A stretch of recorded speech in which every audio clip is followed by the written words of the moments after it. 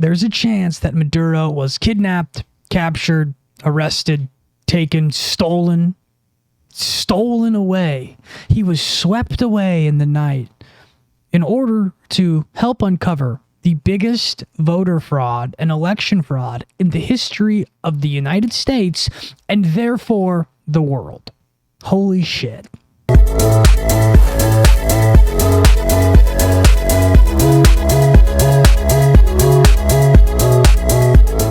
This might take the craziest turn I don't think anyone really expected. Maybe a few of you, maybe a couple people, but not very many.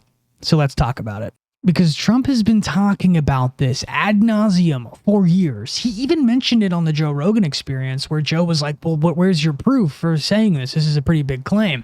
And he kind of just brushed it off. And in fact, Rogan brought this up later on another interview. And he was kind of like, yeah, well, he says these big things without any proof and blah, blah, blah, which he does. But maybe something has been simmering within Trump all this time, and there's been a bigger plan. Think of it, if our election wasn't rigged, it was a rigged election now, everyone knows it. It's going to come out over the next couple of months too, loud and clear, because we have all the information there.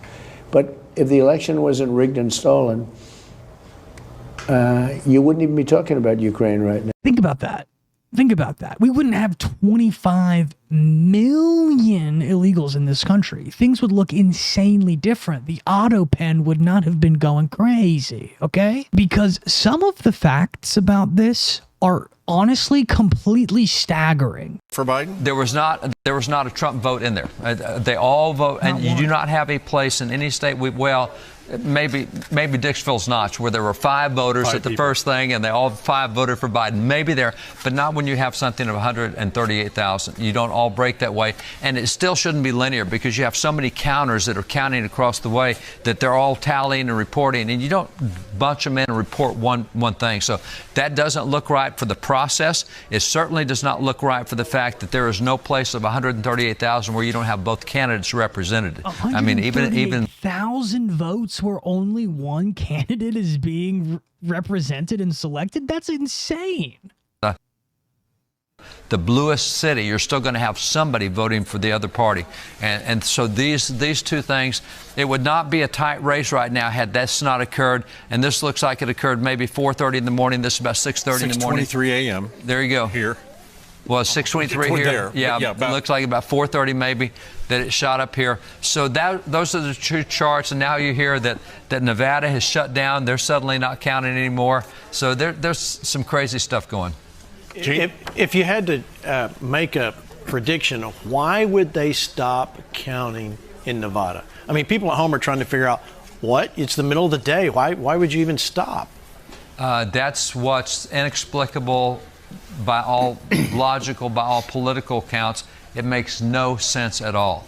So you would still have people working. You would still have people counting through the day, through the night, trying to get the tally. It makes no sense.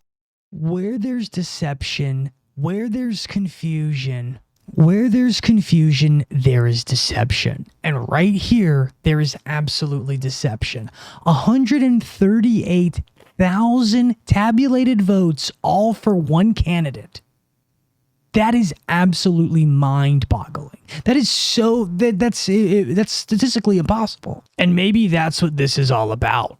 Maybe that is what this is all about. Perhaps this is all a part of a bigger plan, and maybe this is something that's going to clear up fraud and clear up things that frankly need to be cleared up in this country. Because if we look at the psychology behind Trump, it makes complete and total sense.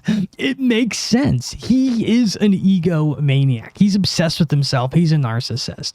It would make so much sense for him to literally kidnap the president of another country or whatever, sweep away in the night, or maybe assist to another country in order to basically prove a point.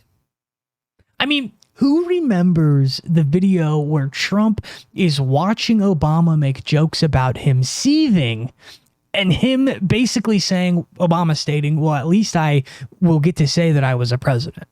Everybody's giggling and laughing at Trump, and Trump is sitting there seething, eyes glowing red, staring at Obama. And that was the moment that Trump knew he was going to run for president and win and become the president. Before we talk about that, I want to talk about something else. Here's the deal. I'm not pushing any political party. I'm not pushing any political agenda. I don't care about anything other than the truth. And the thing is, the truth is often very nuanced, very difficult to grasp, and there's a lot of things going on. Things are not black and white. They are typically some shade of gray, 50 shades of gray. Maybe Dorian Gray, the strange portrait of a man whose face began to melt away because he wanted to capture his age in a painting. I think that's Dorian Gray. The story of Dorian Gray. Anyways, here's the deal. I'm not trying to say Trump good, Trump bad, Maduro good, Maduro bad. These things are extremely, extremely complicated. And ever since the 2020 election was stolen, I have no faith in the political apparatus that is the United States. I've done a lot of soul searching, a lot of reading, and I have a lot of reading. I'm trying to be like, I read. I read a lot. Okay, guys? No, but I've done a lot of investigative work on where I land politically. And the thing is one of my political ideologies is that it is one that is exiled from the political apparatus. Okay. I don't really think that I have a place within politics, so I see myself as an outside observer. So I don't want anyone thinking I'm trying to convince any of you of anything other than what I see. I call it how I see it. That's that. In 2012, I voted for Obama. That was the first time I was able to vote. Ever since then, I took a different route. Now I'm where I'm at now, which is I don't think anything that we're doing is enough or working. So we'll just say that. If you're interested in the occult side of Hugo Chavez, you might want to go over to my Patreon because I'm doing a bonus video to this video focused on Venezuela, Hugo Chavez, and the occult. Hugo Chavez used to meet regularly with shamans and witches and believed himself to be a basically spiritual proponent to Simone de Beauvoir, Galivgue has to do with the sword of Simone Bolivar and a ton of other really weird shit. I decided to do this video after being recommended a book called Los Brujos de Chavez, which is a book that is written entirely in Spanish, so I had to have AI translate the entire thing, and I got the SparkNotes version. Come on, dude, I'm not trying to... I ain't got that much time on my hands, but I do summarize it, and it is really fucking interesting. So I will see you over on the Patreon. All of that being said, I am an optimist, but just so you get a little bit of solace, here's what I do think about the current state of politics. I personally believe that the United States is essentially occupied by Brazil, and I think that that is a bad thing. That's basically what I think. I'm not a Republican. I'm not a Democrat. I find massive issues with both. I think the Democrats in the current state of the left is fucking hilarious. I think it's extremely cringe. And I think that the MAGA base is dead. And I think it's this weird boomer slop. We love Brazil. And I just think that that's dumb. I think that that's enough. So that's kind of where I sit, if you kind of wanted to get a gauge of where I am. I laugh at both sides equally, but I do think the left is a lot more cringe than the right. We'll put it that way. The other thing is I have a massive problem with people who operate based off of false dichotomies and false binaries. I personally do not like Brazil, but guess what?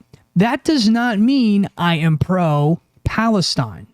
Okay, so me not liking Brazil does not de facto make me pro the opposite thing. This is a thing that a lot of people seemingly cannot wrap their minds around. Because I criticize something, that does not mean that I endorse the opposite thing. I don't think like that. I don't operate like that. Just like I've been saying, reality is Dorian Gray, and the face of the painting is slowly melting and sliding off as if it was given a Palestinian acid face bath. Okay? The other thing I kind of want to say is when we're talking about real world political issues, geopolitical issues, you have to work based off of assumptions, okay? Anytime you have a theory or an idea that you're trying to work with, you have to work based off of assumptions, and you have to assume certain things in reality are true. Otherwise, you are working in a way that is just a eternal spiral to nothingness. Example being this.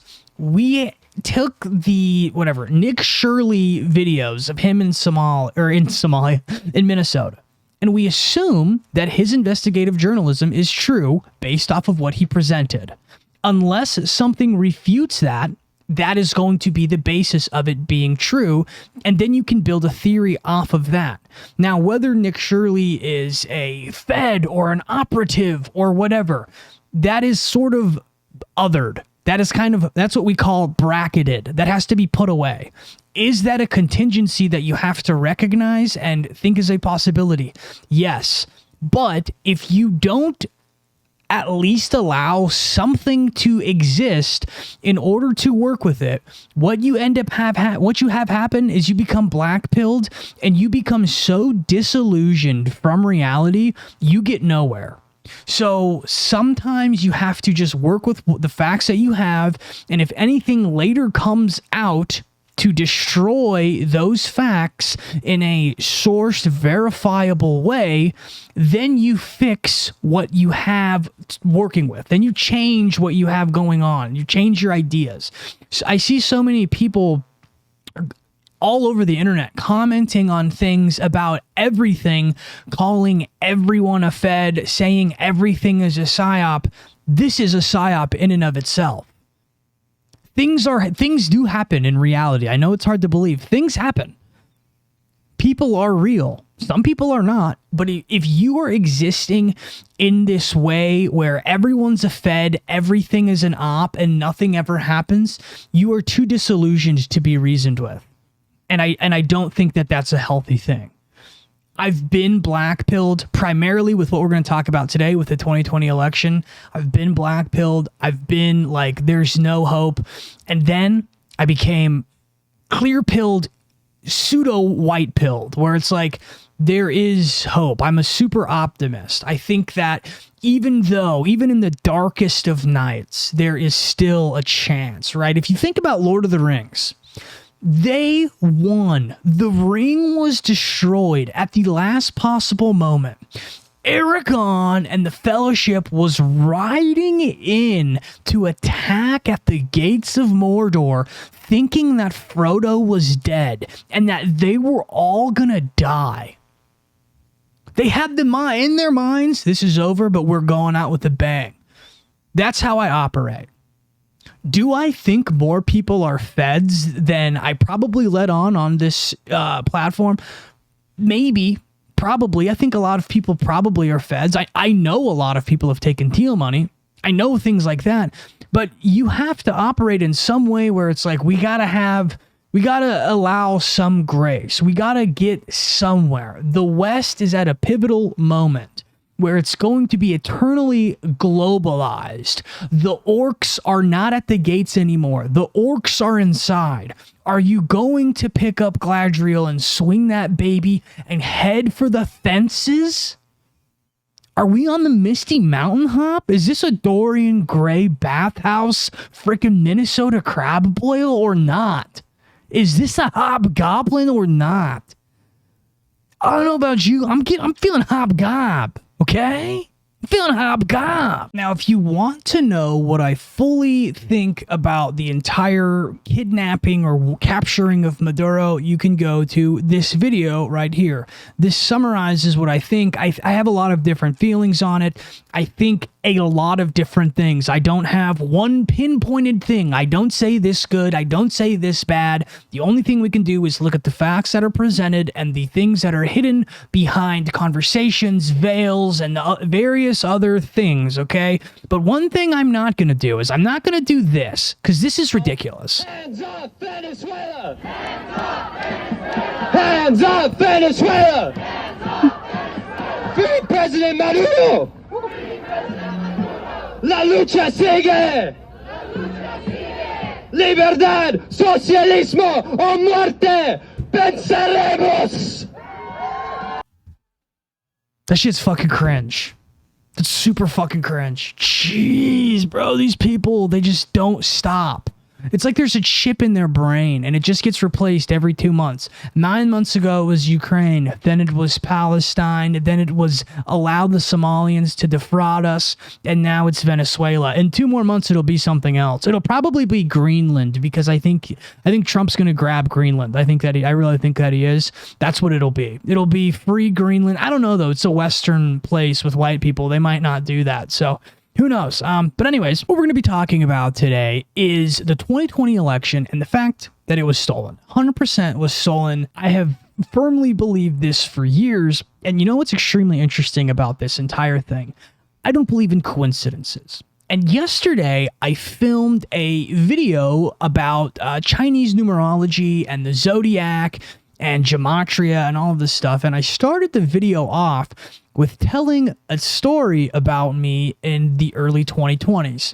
So weird we could say that now. Early 2020s. It's crazy how fast time flies.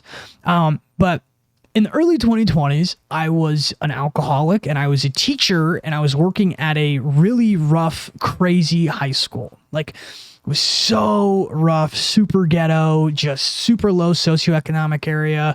But I worked my ass off for those kids, and the football, I was a football coach and all this stuff, right?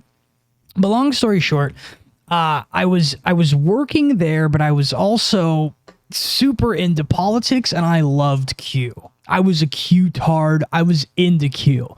But just like with everything else, I had a healthy level of skepticism. So everything that I portray on this channel, I still have a slot in the back of my head where I know that this could be a hobgob. This could be goblin. This could turn, right? This could turn 100%.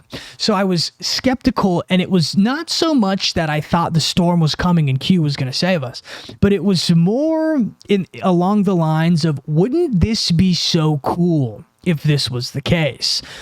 Now, I think that this actually might be a massive reason why Trump grabbed Maduro.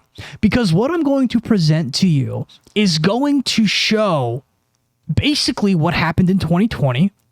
But it's weird because at the beginning of this video I recorded, I was just detailing and talking about how I was so pissed after the election and how I was going to go to Jan 6 and I was going to go there and I was going to be like, these results are fucking fake. I was furious, dude.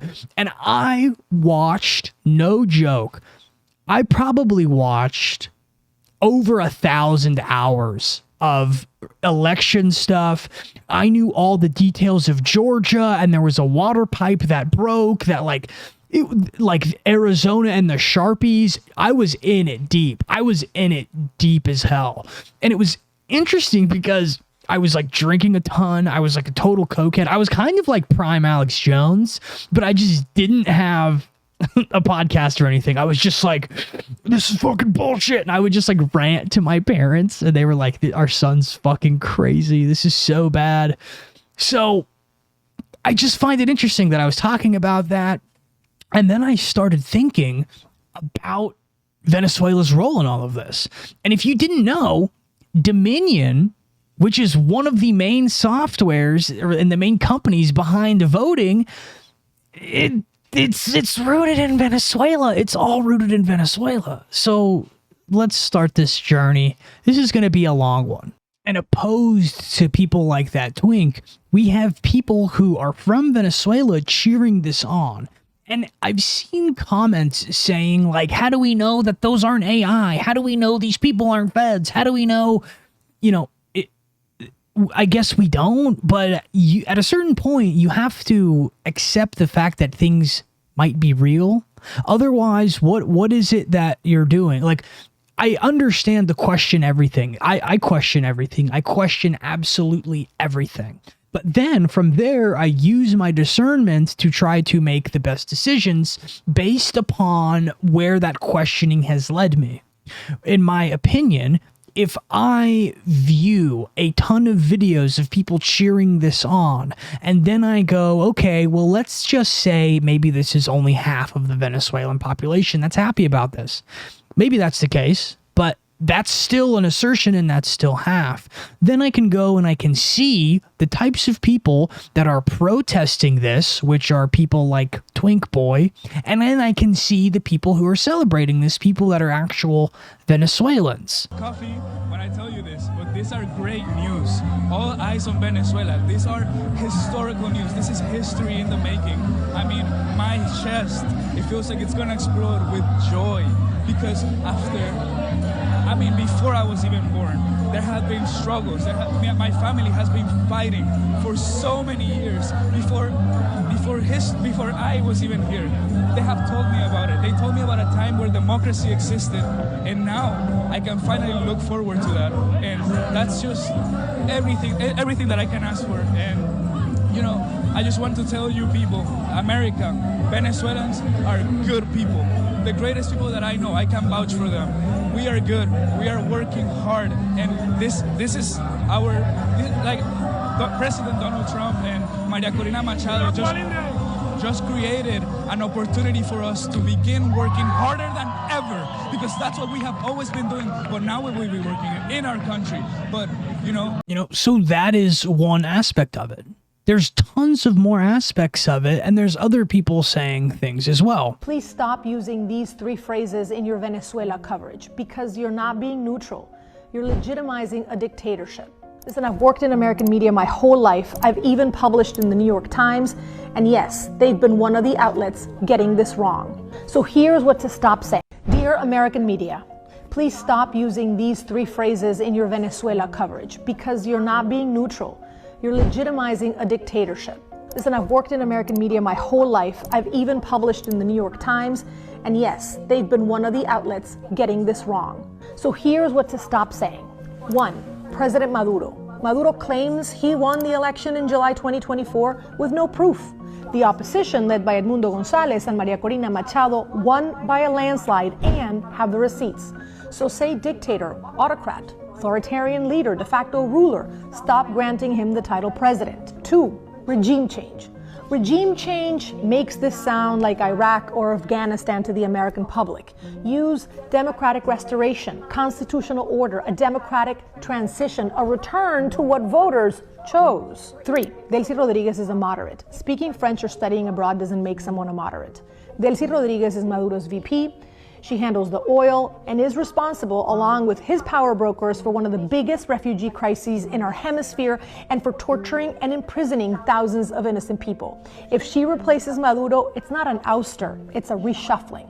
If this coverage affects you, share this. Send it to your American friends and tag journalists and editors and outlets, because if the US public doesn't get the words right, they'll never understand what we're setting out to do. So there you have it. The truth is probably somewhere in the middle. I personally feel a lot better listening to someone like that with a reasonable amount of skepticism. Personally, I prefer that take over this take. I think that that's a little bit more reasonable. The person's already actually from there. And, this is just someone whose chip has been replaced. The Somalian and allowing people to defraud us has been replaced with the Venezuela chip. Now, also remember, Somalia is still going on. That stuff is already existing in the background. Tax revolt is still going on. We're still doing that. So all of this other shit, it's still on the table. We've taken care of whatever this new thing in another country is, but we still have to get down to brass tacks here. Now, I know I'm giving a ton of hopium in this video, but don't worry. I did not forget that Israel or Brazil is absolutely behind a ton of what we have going on in Venezuela.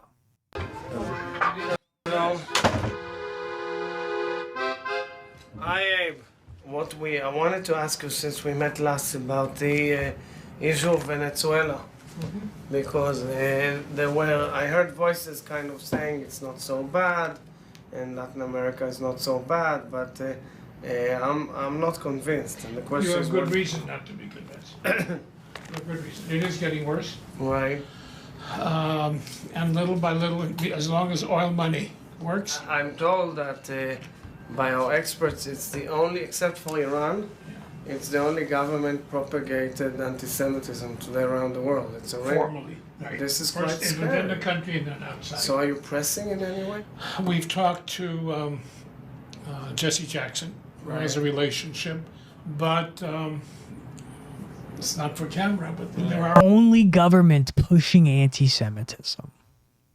And those are, if you recall the clips I played of Maduro basically saying that the Jews of today are not the Jews of the Bible, etc., etc., that is what he is referring to. That clip right there was from 2009. Now, that being said, Tucker Carlson does have some good points as well that I feel like it would be not in good faith for me to include these knowing what I know. In addition to everything that has happened, part of it could potentially be the fact that Venezuela did not have a Rothschild-backed bank, and that Venezuela had done a ton of other things that go against an interest of a certain group. Not in charge of Venezuela. Just noticing that Venezuela has banned pornography, banned abortion, banned gay marriage, banned sex changes, and banned usury. You don't have credit cards with 40% interest in Venezuela. Okay. Ben Shapiro responded this way. Tucker's made the point, I'm not going to here to be Tucker's defender, but he's made the point that Maduro is culturally conservative. Who gives a shit? The guy's a communist dictator. Everyone in his country is eating dog. He's shipping fentanyl to the United States to kill Americans. Why do I give a shit whether he's anti-LGBTQ rights? Who gives a shit? I do. I'm not moving to Venezuela. I'm not pro-Maduro. But I care about that. Why wouldn't I care about that? I've got kids. First of all, I'm against abortion. Sorry, unpopular. I feel that way. I think it's really sad. I would personally become poorer to end abortion, voluntarily become poorer to end abortion in the United States. That's not a choice. Don't want to become poorer, but I would because I care about it. Maybe you don't. Maybe you're offended that I do, but I care about it. Lots of people care about it. I don't think pornography is good. That really hurts people. I don't Tucker think obviously has his little CIA three-letter agency connections, particularly through his father. I was one of the people that actually made that information very popular years and years and years back, but I digress on that point. But he makes some very good points, and especially when we couple that knowledge, knowing with what Brazil's intentions are, and the fact that this conversation goes back all the way to 2009 with the only world government who is practicing anti-Semitism. Again, remember what I said in this video.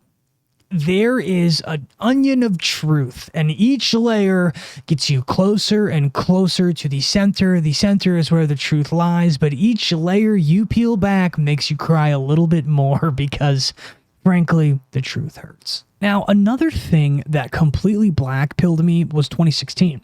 I was a big Bernie Sanders supporter. I was at the University of Oregon. I just came off of voting for Obama, and the energy surrounding Bernie was huge. People absolutely loved Bernie. He gave a speech at the U of O when I was there, and I was super close to him. Like, I saw him from afar, not from afar, but 30 feet or so. It was crazy because he gave a speech and a bird landed. I remember this. A bird landed on his little podium while he was speaking. And it was so symbolic. And I was like, dude, no way. Like, this guy's going to win. It was such a populist grassroots movement. And it was just, well, not populist, but you know what I mean? It was such a grassroots movement. And it was before I was fully where I am now. But here's what happened. When he did not get the nomination to Hillary Clinton, I knew something was weird. But then when he bent the knee, I was like, there's no way I can support these people anymore. There's absolutely no way.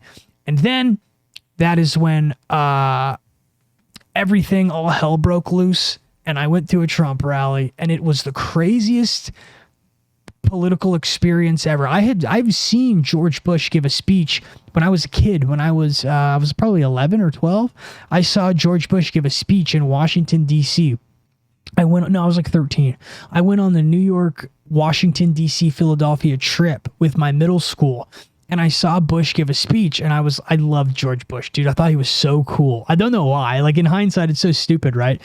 And I saw him give a speech at Arlington, and I was like, this is so sick, right? So all these years later, I then see Bernie give a speech, and then he doesn't win the nomination and all this crazy stuff. So then I went with my guitar player in my band to a Trump rally as a meme. It was like, oh, this is going to be so funny. Like, this is going to be so stupid. And I remember we were there and somebody threw an American flag and it like draped over his shoulder.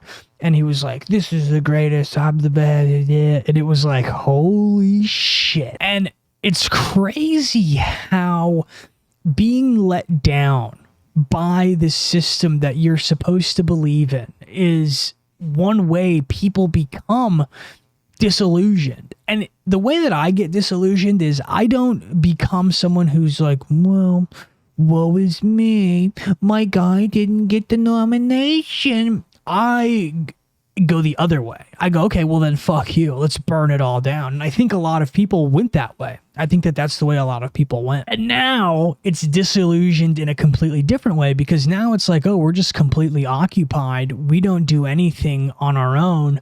We are 100% an occupied nation. So anyways, now in 2005, Lou Dobbs with CNN addresses the fact that the United States basically was starting to use Smartmatic software in their Dominion voting machines. Now, if you don't know how this works, essentially there is hardware, just like a computer, that houses the software, and the software is voting software. So no matter what the hardware is, the software inside is the same. It's all Smartmatic software. Just like even though you might have a Dell, a Lenovo, an HP, whatever, it's all Microsoft software on the inside. Well, all of that software was created in Venezuela. The Venezuelan software is then being ran using microchips from Taiwan, which is overseen by China. Now, this is a massive issue because that means that our elections can be meddled with because there are back doors that were put into this software. This happened in 2004, and this was used to help Hugo Chavez continue his reign after he had some issues with the Constitution. Now, I'm going to be playing some videos later on about that within this video, but right now we're going to watch Lou Dobbs discuss this in 2005. Now, this is a problem because this enacts a massive globalist agenda. If the election results of any election can be tampered with in Venezuela, which is where it's happening, then who knows who's going to win an election? Unless you win by an absolute landslide, things can be meddled with, and they have been meddled with. A firm owned by Venezuela could be allowed to take over one of this country's top voting machine firms. Venezuela, of course, led by Hugo Chavez, working to change the views of most South American countries, moved to the left. Critics of the deal say our nation's very democracy is now for sale without anyone doing a thing about it. Kitty Pilgrim reports. The use of some 19,000 electronic voting machines in the city of Chicago and Cook County primary on March 21st of this year is now under intense scrutiny. The U.S. company that makes the machines, Sequoia, was bought in 2005 by Smartmatic, a private company primarily owned by Venezuelan businessmen. When Chicago had problems with the machines, a dozen Venezuelan employees were there to help with the election. Chicago officials are outraged. I think that American elections ought to be run by American companies and ought to be run by American citizens, not Venezuelan nationals. Smartmatic is technically based in Boca Raton, Florida, but the president of the company, Jack Blaine, testified to the Chicago City Council. Fewer than a dozen Smartmatic employees work in Florida. The majority of the workers are based in Venezuela. Watchdog groups question why U.S. voting machines would be under the control of citizens of another country, especially a country whose own election process is highly suspect. We believe this is a national security issue.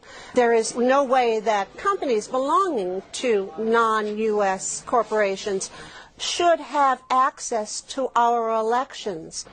The Treasury Department is supposed to monitor sales of U.S. companies to overseas investors where there is a question of national security, such as in the Dubai ports deal, the so-called CFIUS review process. Some in Congress are demanding an investigation. In the case of Smartmatic, there are a number of unanswered questions. That's why I wrote to the Secretary of the Treasury and asked them to review the ownership. It's offshore, it's murky, no one seems to know who owns it. Certainly our government should know. A potential risk to the democratic process. Now, we called the Treasury Department to ask if the sale of Sequoia in 2005 had been reviewed or not. Treasury told us they were aware of the sale, but can't confirm if it's been reviewed or not. And some in Congress and voter watchdog groups also are demanding a better answer than that, Lou. Well, this Treasury Department is filled with incompetence. They have stopped in over 1,500 reviews, only one sale to foreign owners' American assets. But a voting machine company, critical to this country's election count, and they can't tell you whether or not the Committee on Foreign Investment in the United States reviewed it or not? They have no answer for us. And these are the most arrogant, incompetent, bureaucratic idiots. I mean, the Treasury Department is trying to move ahead of a number of other departments in that category. It's incomprehensible that this would be in any way Have we put a call into, I know John Snow's on a short tenure and shortly on tenure, but perhaps somebody who works for him would have some basic sense that he owes the American people an answer? Lou, we have been trying to get the officials. They said they thought it was this company. So there are a lot of people in murky territory right here, and I think it really does deserve some examination. Great. It certainly does. We're going to continue to do so. I think we need to tip our hat to the Congresswoman. She did a marvelous job in looking into this, and hats off to her. At least somebody is trying to make some sense. This administration, call the White House. Let's find out the answer so this audience knows exactly what's going on by Monday evening. And this is ridiculous. CNN was outraged by this because a Republican was in office in 2004. And now they have been saying that these things cannot be questioned. Voting and election results are sacred in this country. Who dares question it? Well, it's only able to be questioned if it's somebody that you don't like. Correct? Very funny how the tides have turned, and now things might be looking the opposite way. And while it might seem a little bit far-fetched, it's absolutely not impossible, because this video is going to deal with the impossible. Impossible things like 138,000 votes all going to one candidate in a row, sequentially. The things that are in this video are absolutely insane, and the truth is going to be sought. Now, the thing about this is, why did I start thinking about this? Well, on Truth Social, Trump is constantly posting about the 2020 election, and he's been doing it since Christmas, which is very interesting because originally they were rumored to have planned to grab Maduro on Christmas or a few days around Christmas time. Now, if you know about just what's been going on, Trump then met with Netanyahu on New Year's Eve, and they were partying together. This gets extremely interesting because ever since Christmas, he's been posting more and more things about the 2020 election. And he's also been saying more and more that early in 2026, they're going to be uncovering more about 2020. So this is very odd. Also, one thing that Elon is super adamant about is voter fraud. Elon is constantly talking about voter fraud in this country. And it's very interesting because Doge originally was trying to find fraud within the financial institutions within the United States with NGOs and various other, political apparatuses and the finances. Well, ever since the Somalia stuff, I think was actually a backdoor to get into the voting issue and voter fraud. This right here is a video or a picture, well, it is a video as well, of Trump meeting with Elon. And this comes after Elon has been tweeting. Now, these posts have been making a ton of headway and a ton of buzz over on X, which is very, very interesting because I personally believe that X is a great way to kind of get ahead of the game if you're trying to see where political figures like Trump or Elon are kind of thinking. They are obsessed with sharing their opinion. They're obsessed with the attention that it brings. And they really have this hubris and this ego that constantly needs to be fed. This is another reason why I'm beginning to think that Maduro is a larger part in uncovering the 2020 election fraud and just voter fraud in general within the United States. Trump's ego is too big to allow him to lose. He's not a sore loser. He is incapable of losing. In his mind, you have to think about how a narcissist actually works. Narcissists reflect, their reality has to reflect their idea of what they are. Trump in his head is a winner. Even if he lost 2020, and let's say the election thing didn't go the way that it did, Trump in his head won. That's how it is. That's just how it is. But the thing is there are so many insane inconsistencies that we're going to go over in this video that will show you that 2020 was not only stolen, but also that perhaps the Maduro thing is a small part in a much larger plan. Now, this right here is just to sort of showcase this. Now, interesting thing about this post that was reposted by Larry Cook, I don't know who that is. Trump stated that in 2020, on November 3rd of 2020, that the CIA actually toppled the United States and became in control of the United States. Trump is stating this himself.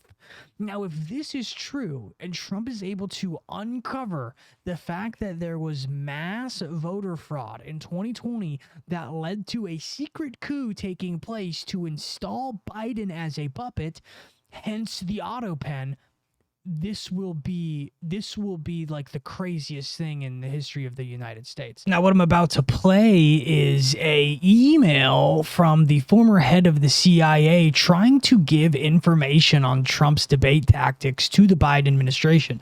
This CIA director was the head of the CIA under Obama and actually let Obama know that Hillary Clinton was faking Russiagate. So this is a super damning email, basically kind of going in line with what I was saying about how the CIA helped to basically topple the United States on November 3rd, 2020 with the fake election. This is further concrete evidence of that. A short while ago, Just the News obtained this email. This is a very important email. It comes from the former CIA director, Mike Morrell. Yes, the guy that organized that letter from the 51 intelligence professionals who tried to fake you into thinking that the Hunter Biden laptop was Russian disinformation when it wasn't. It is between him and John Brennan, one of the signatories. You know who John Brennan is? He was Obama's CIA director, right? He's the guy that told Obama, hey, Hillary Clinton is doing a dirty trick on Donald Trump called Russia collusion. Well, this is just before the presidential debate between Donald Trump and Joe Biden. Hunter Biden's laptop is flinging out there. This is what Mike Morrell, former CIA director, tells his successor, John Brennan. Hey, sign this letter because I'm, quote, trying to give the campaign, particularly during the debate on Thursday, a talking point to push back on Trump on this issue. A man with a security clearance, a man with the title of CIA director, knew that he wasn't creating an intelligence product, a Merrick civic duty with 51 people. He was trying to create a political moment. Damning evidence. We'll try to find out if Congress has this letter, but this is a very important piece. Absolutely, it is the ultimate proof. Now, another aspect of this is the fact that Elon has been talking a tremendous amount about voter fraud as have a ton of other people on X who are data analysts, etc. This individual is constantly posting about voter fraud, voter ID, etc.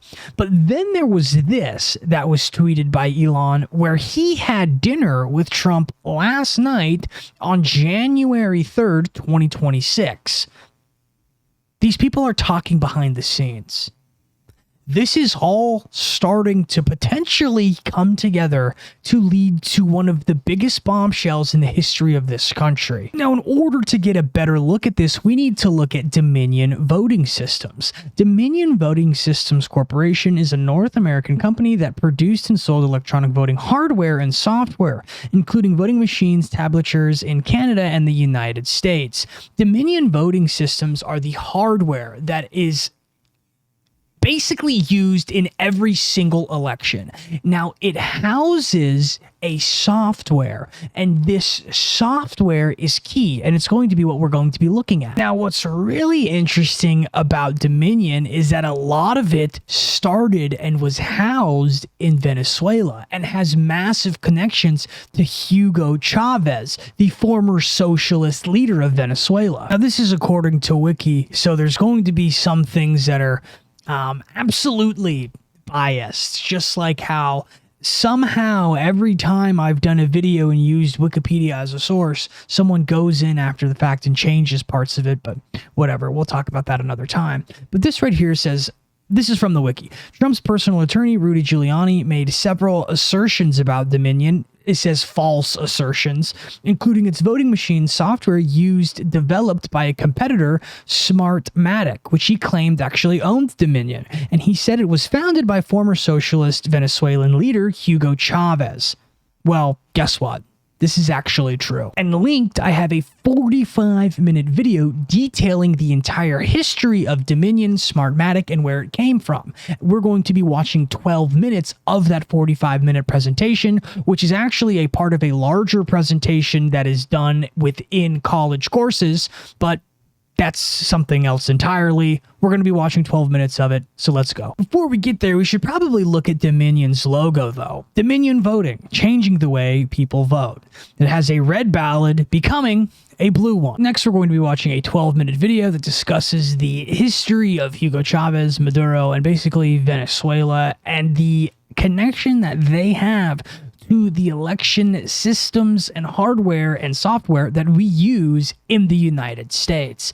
This is a part of a 46-minute lecture, and it's a 12-minute version of it, as I stated. So if you want the full version, it's going to be linked on my Patreon as another upload. So what we're about to watch is a video by Patrick Brine. Patrick Brine owns Overstock.com, and he is by Wikipedia called a conspiracy theorist, meaning he's probably more right than most people, and by most people who are going to call him things like a conspiracy theorist. So let's watch his video discussing, detailing, and breaking down essentially the modern and contemporary history of Venezuela in relation to their voting apparatus. Hello.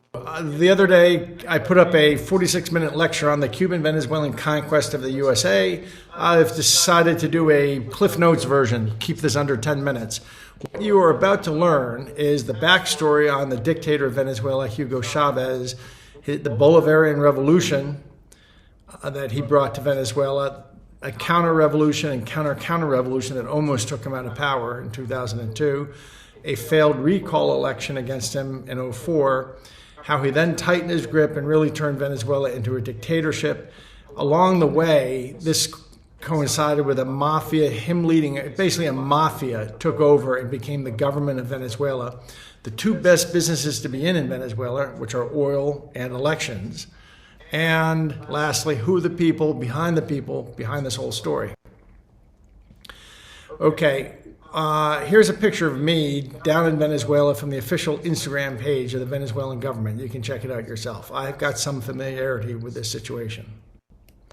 Here's the young army officer Hugo Chavez in the 1970s. He rose and by the early 90s had become a colonel. For now, we've been stopped, but he was sent to prison, he and his men. He spent 2 years there. In 92, he got out of prison. and in '98 campaigned for president as a man of the people, and he won. His early rule was a Bolivarian strongmanism, and that's what Bolivarian politics is, sort of Yankee go home. Simón Bolívar was the guy who led the revolution and drove the Spanish out of northern South America. And it's associated with strongman, demagogic politics, along with Yankee go home, and the government's going to run everything. And he initially did make some good programs for the poor, but he got in afoul of the Constitution, like all strongmen. The Constitution bound him in ways he didn't like, so he overwrote it. And there was a middle-class revolt against him, a counter-revolution in 2002 that was initially successful. They took the presidential palace, and a group of soldiers came to power, promising to hold free elections and restore the Constitution.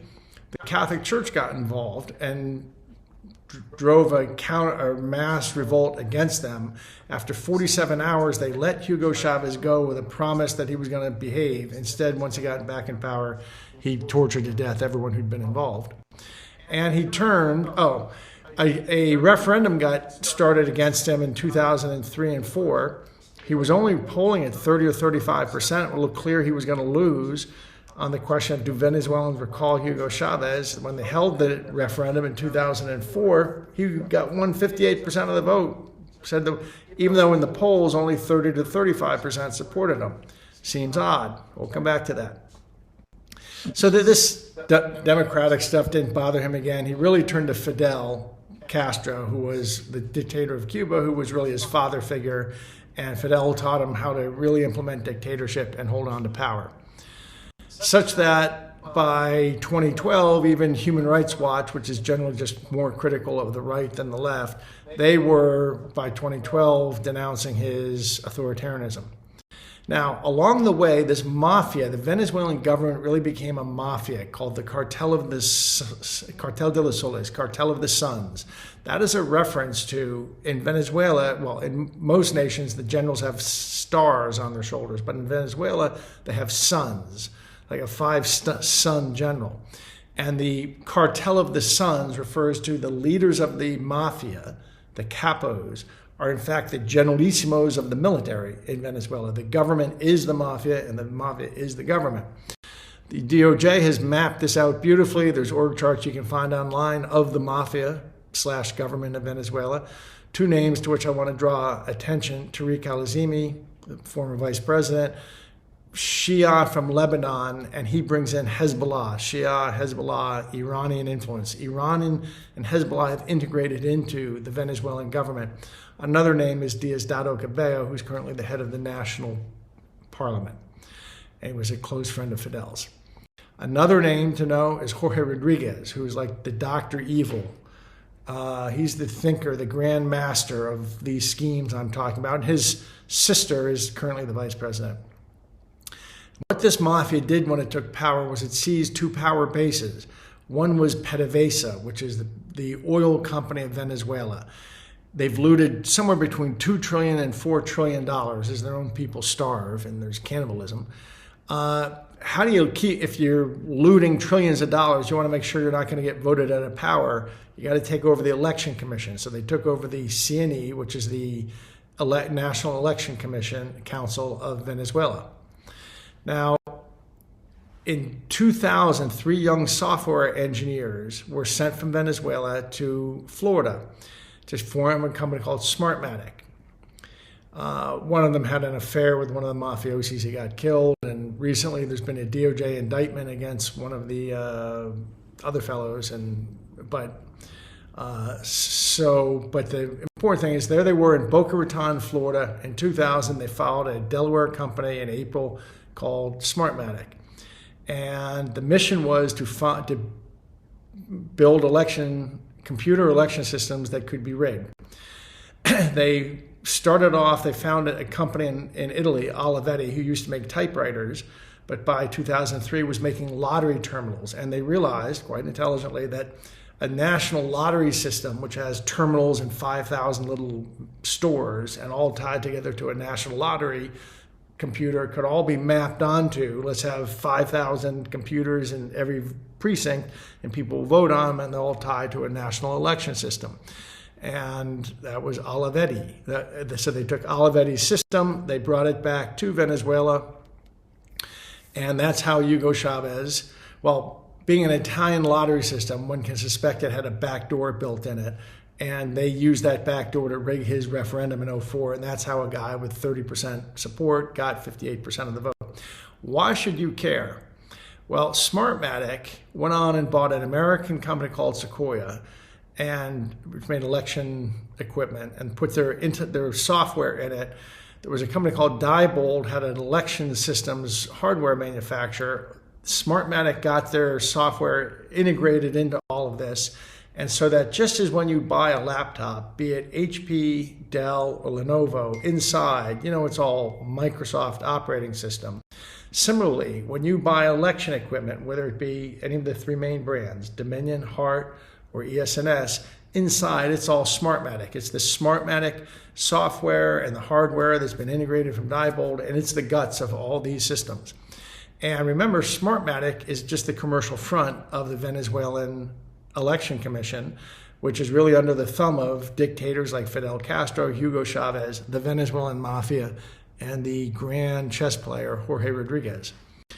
Put that differently, the dictator of Venezuela and along with Fidel Castro and the mafia and Jorge Rodriguez, they, besides seizing the oil company of Venezuela, seized the election commission, which created a commercial front, which came into the U.S. and got its software and hardware implemented and became the guts of all the major election systems on the market today. And lastly, behind them, they assemble in a factory in Taiwan components that come 60 miles from mainland China, which means it's under the thumb of Xi Jinping. And so that the payments are hidden from the American government. They lied to the American government about their supply chain, and there's Iran, the mullahs of Iran, have a transfer pricing mechanism that allow money to be done in a way that doesn't show up in the banking system. Here's the Jorge threatening the nations that of not to criticize the Venezuela election. If you want to see this video. Do you know what the answer will be? For example, Chicago's response, because there, moreover, elections are better and each state decides how to conduct its elections. Chicago's response is going to be there's no voting records because they do not print voting records. People go and vote in the machine and that goes away. You don't know where it goes. 400 to 200, you deal with it. I feel like writing a letter to the president of Chile to send me the voting records of the Chilean elections. That groveling Boric, I want that groveling Boric lift his head and send me the voting records. I would like to request the voting records of the Peruvian elections who chose the president of Peru, but she did not participate in elections that usurped the office of the president of the republic and did not participate in the elections. Of the voting records in Europe, or the voting records in Colombia, or the voting records of Brazil. Over the So there you have last it. 20 years or so, the Venezuelan mafia, with the assistance, direction, and funding from China and Iran, has been rigging elections at various levels, from mayors and prosecutors and governors and congressmen and senators and presidents in 72 nations across Asia, Africa, Europe, and the Americas. All the elections are getting rigged, and they've been working from the bottom up for 20 years. So what you've learned is the backstory on Hugo Chavez of Venezuela. You've learned the nature of his Bolivarian revolution, the counter-revolution and counter-revolution that failed, the failed recall election against him, how he turned Venezuela into dictatorship. All this coincided with the mafia taking over Venezuelan government, and it just became, Venezuela is where mafia turns into nation state.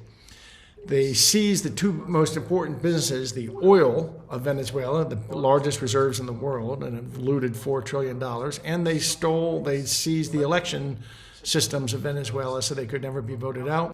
And the people behind that are really China and Iran. Here's a message to the DOJ, to real Americans, to the DOJ. Let's save time. I take responsibility for all that had to be done to get to the bottom of this. Blame me for the entire project. I've got a letter. You probably know what I mean by now. If you want to see me back in America, let me know. I get security. I get a guarantee of security from the government. Maybe you should think about what's the right thing to do. Message to real Americans, help a brother out. Share this video everywhere you can. And consider joining the America Project for $5 a month. I'm going to put up the original version of this, which was 46 minutes. If you want to hear a slower and more detailed explanation, you'll find it just below this video. Thank you. It's insane how much control they have over American voting systems. So there you have it. Basically, Venezuela is able to directly oversee the voting that happens in the United States of America. The Venezuelan government has its hand in the software that is inside of each unit, each hardware unit, each machine, voting machine in the United States. And this is overseen not only by the Venezuelan government and Maduro, but also by China, because China oversees Taiwan, which makes the chips that goes into these machines. Now we're beginning to see why Trump might have gotten Maduro and why him and Elon have been discussing how much election fraud has been going on. And again, if you remember the Truth Social post I mentioned at the beginning of this chapter, it talks about how Trump has been talking about not only 2020, and on November 3rd of 2020, the CIA toppled the government, but how in 2004, that is when these systems began to be used in the United States, and when the Venezuelan software developers came into Florida, Boca Raton, Florida, and made these voting systems. Venezuela is deeply, deeply inside of our elections. There is a chance that this has actually been the play all along. So let's look at what actually happened in 2020 to get a good look at why this is happening. Now, the software being used in Dominion voting hardware is Smartmatic. It's a multinational technology company that provides electronic voting systems, election management platforms, and identity solutions for governments, aiming to modernize elections with secure, accessible, and transparent technology. Founded in 2000, it has served over 30 countries. This was created by 3 Venezuelans who were a part of the cartel of the sun that Maduro was the head of, that Hugo Chavez basically started and was a part of. And this right here is key, because this is exactly what Trump is going for. Because it doesn't matter if it's a Dominion voting system or one of the other various voting machines. I think that another name for them is Hart. There's like 3 main companies that is discussed in the video we're going to watch. But this Smartmatic tablature is the software that is used in each and every machine. I just want you guys to know I'm giddy right now, because I went and found a hard drive that has housed all of these videos that I have had for years. For 6 years, I've had these videos that are discussing all of the election fraud, the voter fraud, all of this stuff from 2020. You got to remember, 2020 was a paradigm shift for me. We had COVID happen, but we also had this election fraud, and this black-pilled me for years. Like, my drinking was always bad, but when this happened, it got worse. I did not participate in politics for a year, for literally 5 years. Until about 6 months ago, I was completely shut off from politics entirely. Completely, entirely. Once Trump won this election, I kind of began to get a little interested again. Once he went on Rogan and stuff, I was like, maybe the globalists aren't going to completely fucking win and fucking destroy the reality, the 3D realm, right?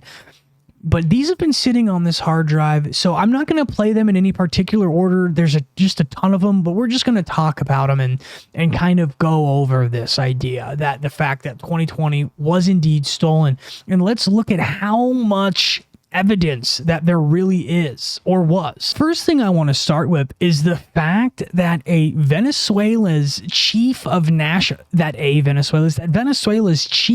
of National Intelligence, Hugo Carvajal, has officially released every U.S. senator who is on the Venezuela list of politicians who have been receiving millions of dollars in kickbacks from Maduro and Venezuelan drug trafficking organizations. These people make up the government in exchange, using their government positions and influence to undermine Trump and the Secretary of War, Pete Hegseth's ongoing war with these narco-terrorists. Every one of these senators is guilty of providing aid and comfort to the enemy during a time of war and has blood on their fellow American citizens, hundreds of thousands of whom died to drug overdoses, blah, blah, blah, blah, blah. May each and every one of them be prosecuted to the fullest extent of the law. So the following is a list of senators who were informing Maduro of what Trump's moves were going to be. Essentially, this individual wrote a letter to the United States detailing and listing everybody who is receiving money from Venezuela. Now, here's the deal. I was listening to Alex Jones, who was discussing how the reason that the attack or the kidnapping or stealing or what the sweeping away of Maduro happened when it did is because it was supposed to happen on Christmas. However, it kept having to be moved because the reason it kept being moved, and there was times that the helicopters were literally coming in over Venezuela and Trump would call it off like to the last 10 seconds. The reason this was happening was because people were knocking off Maduro and letting him know what Trump's moves were. So they were giving intel. If so, this is treason. Now we're going to go over this list. Now, just so you know, people did ask Grok if this list was legit. It said that it was, but it did say that Snopes came out and said that the list was false. So just so you know, I'm not going to be one of those people who does not disclose that. Some people do say that this list is false, but people like Alex Jones believe that it is true. Now, I know some of you are big Candace Owens fans right now, which is completely fine. That's your prerogative. Alex does have good information. So just because it's from Alex Jones, just like anyone else, I take the information that is presented and I then give it on to you, and I try to discern my best as to whether or not it should be given to you. I think that this could be an important piece of the puzzle. So let's look into the names. So we have Lisa Murkowski, Republican, Alaska. Mark Kelly, Democrat, Arizona. Ruben Gallego, Democrat, Arizona. Alex Padilla, Democrat, California. Adam Schiff, Democrat, California. Michael Bennett, Democrat, Colorado. John Hickenlooper, Democrat, Colorado. Richard Blumenthal, Democrat, Connecticut. Chris Murphy, Democrat, Connecticut. Chris Coons, Democrat, Delaware. John Ossoff, Democrat, Georgia. Raphael Warnock, Democrat, Georgia. Brian Schatz, Democrat, Hawaii. Mazie Hirono, Democrat, Hawaii. Dick Durbin, Democrat, Illinois. Tammy Duckworth, Democrat, Illinois. Chuck Grassley, Republican, Iowa. Joni Ernst, Republican, Iowa. Mitch McConnell, Republican, Kentucky. Damn, that's crazy. Rand Paul, Republican, Kentucky. No way. Bill Cassidy, Republican, Louisiana. Susan Collins, Republican, Maine. Angus King, Independent, Maine. Chris Van Hollen, Democrat, Maryland. Angela Also Brooks, Democrat, Maryland. Elizabeth Warren, hell yeah, dude, get her out. Democrat, Massachusetts. Ed Markey, Democrat, Massachusetts. Gary Peter, Democrat, Michigan. Alyssa Slotkin, Democrat, Michigan. Amy Klobuchar, Democrat, Minnesota. Tina Smith, Democrat, Minnesota. Roger Wicker, Republican, Mississippi. Deb Fisher, Republican, Nebraska. Jackie Rosen, Democrat, Nevada. Catherine Cortez Masto, Democrat, Nevada. Jeanne Shaheen, Democrat, New Hampshire. Maggie Hassan, Democrat, New Hampshire. Cory Booker, Democrat, New Jersey. Andy Kim, Democrat, New Jersey. Martin Heinrich, Democrat, New Mexico. Ben Ray Lujan, Democrat, New Mexico. Chuck Schumer, Democrat, New York. Get him the fuck out. Kristen Gillibrand, Democrat, New York. Tom Tillis, Republican, North Carolina. James Langford, Republican, Oklahoma. Ron Wyden, Democrat, Oregon. Jeff Merkley, Democrat, Oregon. Dave McCormick, Republican, Pennsylvania. Jack Reed, Democrat, Rhode Island. Sheldon Whitehouse, Democrat, Rhode Island. John Thune, Republican, South Dakota. John Cornyn, Republican, Texas. Bernie Sanders, no way. Independent, Vermont. Peter Welsh, Democrat, Vermont. Mark Warner, Democrat Virginia. Tim Kaine, Democrat Virginia. Patty Murray, Democrat Washington. Maria Cantwell, Democrat Washington. So there you have it. Those are people who potentially took money from Maduro and from the Maduro regime. And essentially, some of those people were giving him information before Trump was going to do what he did. If that is the case, treason. Treason 100%. Now, this first video is the one that is attached to the tweet where Trump is essentially saying that the CIA toppled the United States government on November 3rd, 2024. So there were trucks that showed up on the 3rd, and then the 4th, and then the 5th. And how long did that go on? How many days? Well, I wasn't there the whole last week, but I know For as long as you can recall. How many days? My last day was the 10th, and they were still coming in. Trucks. And they're coming from a company called Runback that does the high-speed scanning and printing of duplications and I think the military ballots. So now I'm getting out of my comfort level here talking about this. I don't know what they're doing, but those ballots were coming in from a high-speed scanning company called Runback that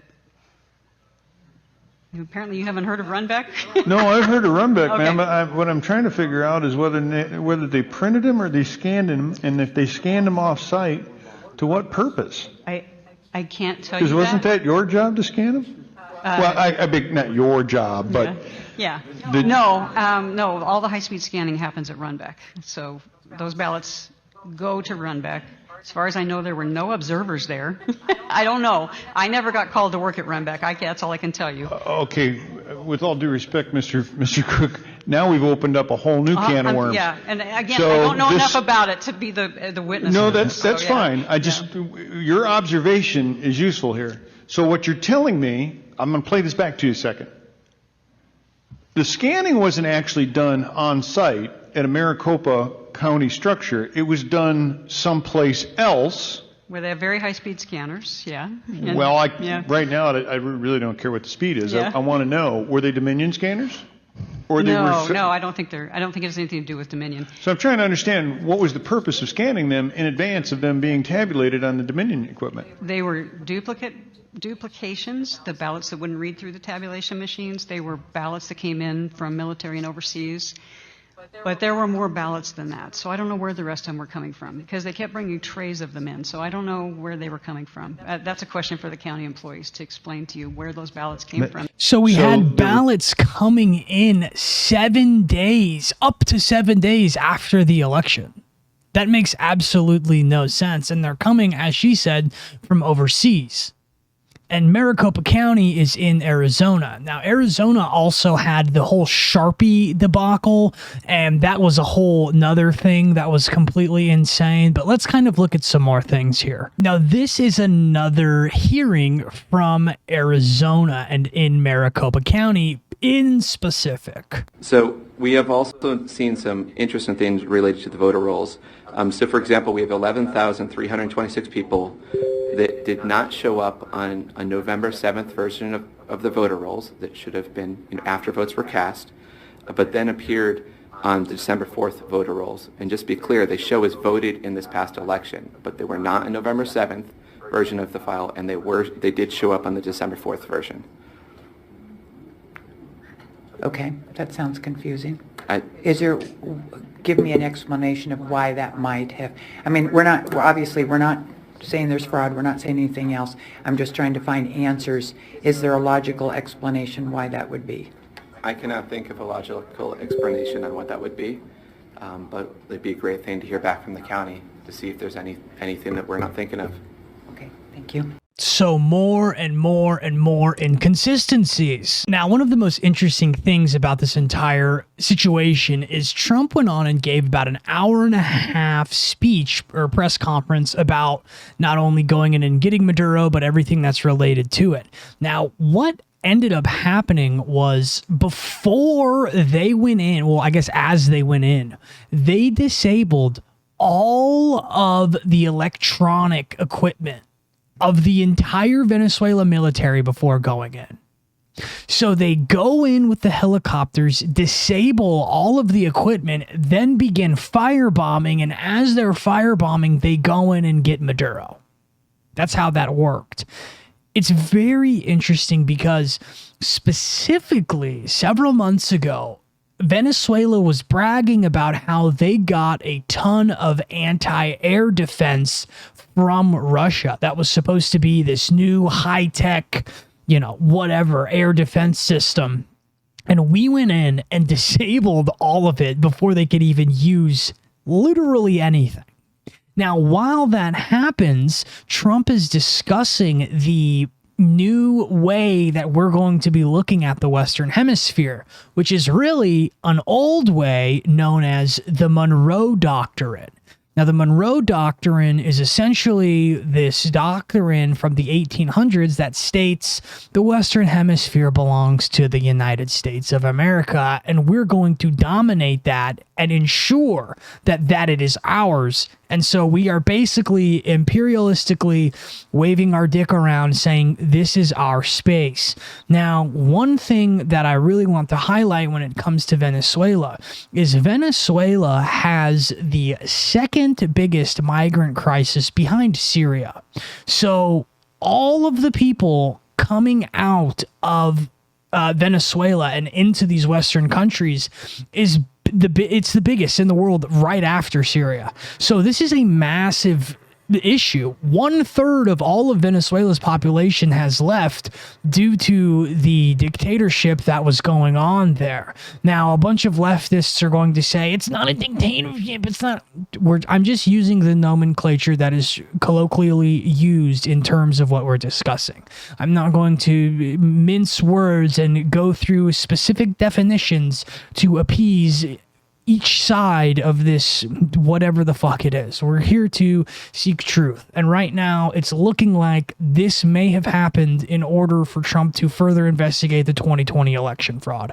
The Monroe Doctrine, declared by President James Monroe in 1823, was a U.S. policy warning European powers against further colonization or interference in the Americas, establishing separate spheres of influence and asserting that any such actions would be seen as hostile. Its function was to protect the newly independent Latin American nations, assert U.S. regional dominance, and keep European conflicts out of the Western Hemisphere, solidifying it as a cornerstone of American foreign policy by preventing recolonization and shaping U.S. engagement in the Americas for centuries. Now, this is going to be even furthered with the potential that the United States annexing Venezuela, potentially making Venezuela a state. I've seen some people talking about that.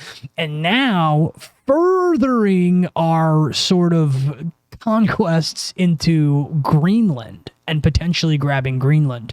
So this idea of America becoming even more expansionist is not going anywhere.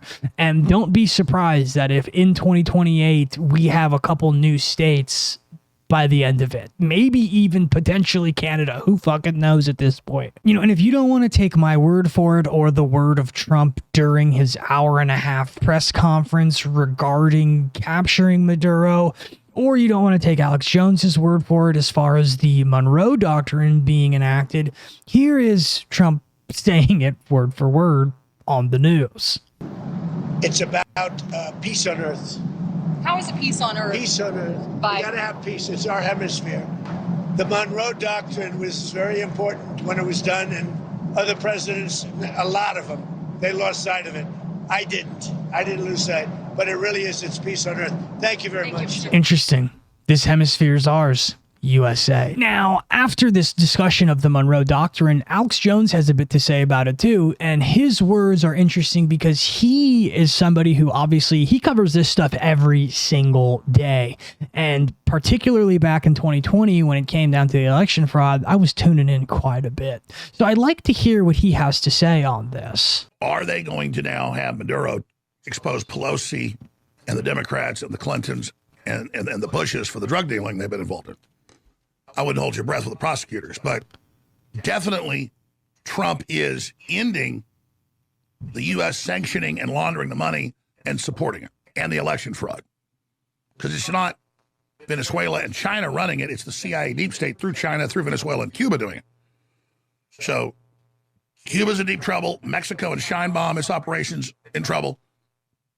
Their mothership, Venezuela, that had all this incredible budget and all this incredible money, not for its people, but for control, that's gone.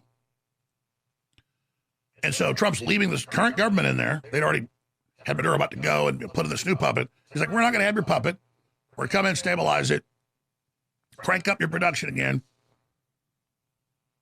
turn your standard of living back on, and we're going to fix this. And it's going to work.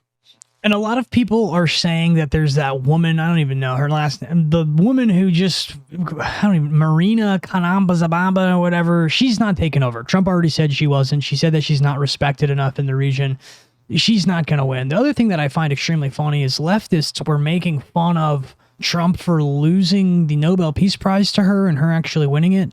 And now that she might be appointed or was considered, or she was never even considered, but people were assuming that she would then take over because she won the presidential election, that Maduro actually would not concede his loss to her. So that's interesting how people are screaming he's not a dictator when he refuses to step down, but whatever. But, you know, people were making fun of Trump for losing to her while she then offered her Nobel Peace Prize to him, but then they were screeching and reeing when she was going to become the new leader of the country over Maduro. It's just like the mental gymnastics that people play. Like, instead of just trying to justify your worldview, if you just put that energy into finding out the truth and actually having this sort of, you know, vitalist nature towards life and towards living, and trying to get to a conclusion that actually makes your life better,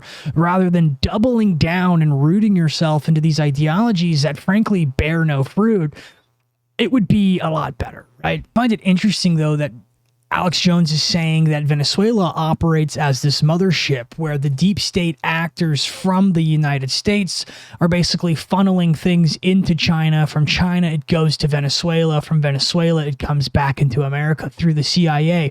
It almost kind of looks like how the voting thing goes as well, right?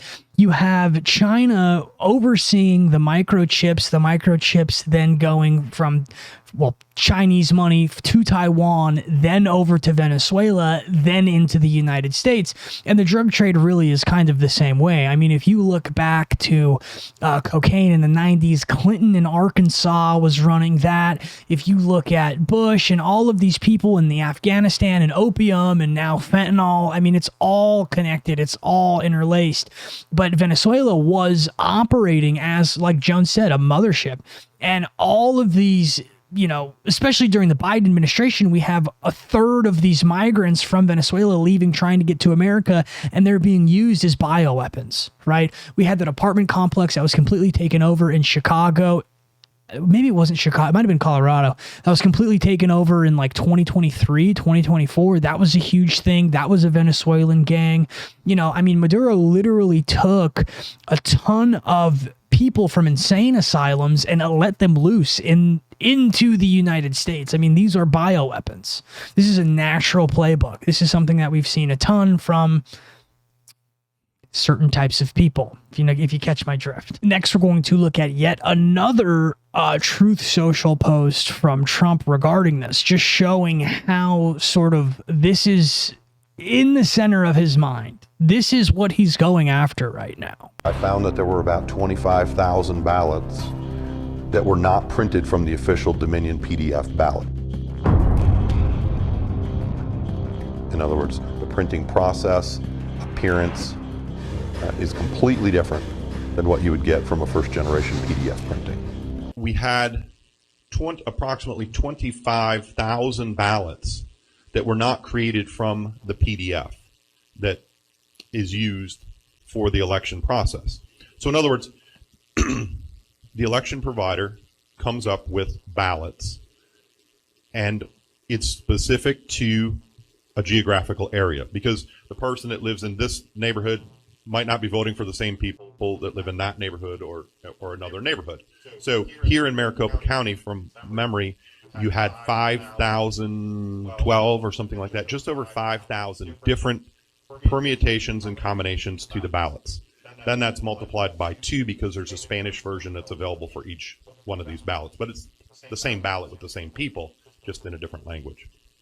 So we've got we'll just say 5,000 different ballots for now that are created ahead of time, and those are created in PDF. Now, the big reason why is that you have a third party send out mail-in ballots, so those have to be created in advance.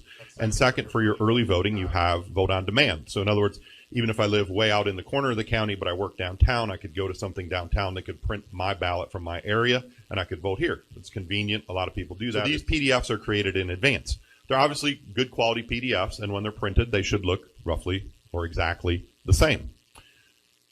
In this group of ballots, I find that the quality is severely degraded from what a PDF would be as if printed on demand, or if printed by your third-party provider who prints these all the time. I'm Eric Spakeen. I'm a forensic chemist and a forensic document analyst. That means I deal with all aspects of question documents, when they were made, if they've been altered, changed, or added to, and how long ink has been on paper. I was asked if I had experience in election matters to look at primarily printing processes, machine copied marks, CPS code, which is a counterfeit protection system. And I said that I did, going in with 3 other people from my office that I had. Number one is that there were a series of ballots that I examined the photographs of. And Dominion, as the election subcontractor, produced ballots for each of the zones or districts that were involved, at least in the area that I looked at here in Maricopa County.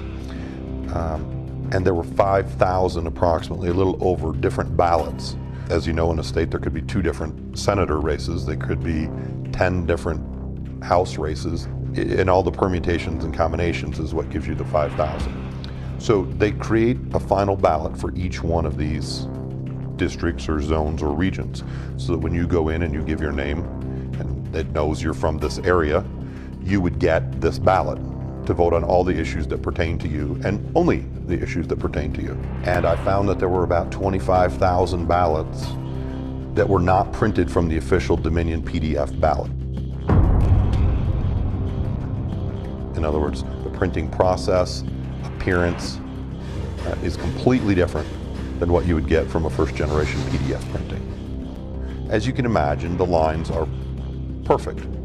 So they're perfectly straight, no breaks in them, the circles or ovals as they may be, and they're a solid line. When I examined some of the early voting ballots and election day ballots from various polling locations, there were about 25,000 that did not have printing from this perfect PDF, as you would expect, but instead had breaks in all the same places around an oval. So you can look at one of the ovals and there are imperfections in the line. So obvious. And they're in the same place on every single one of these ballots. These 25,000 unidentifiable ballots alone represent over double the amount of Joe Biden's 10,457 vote mark.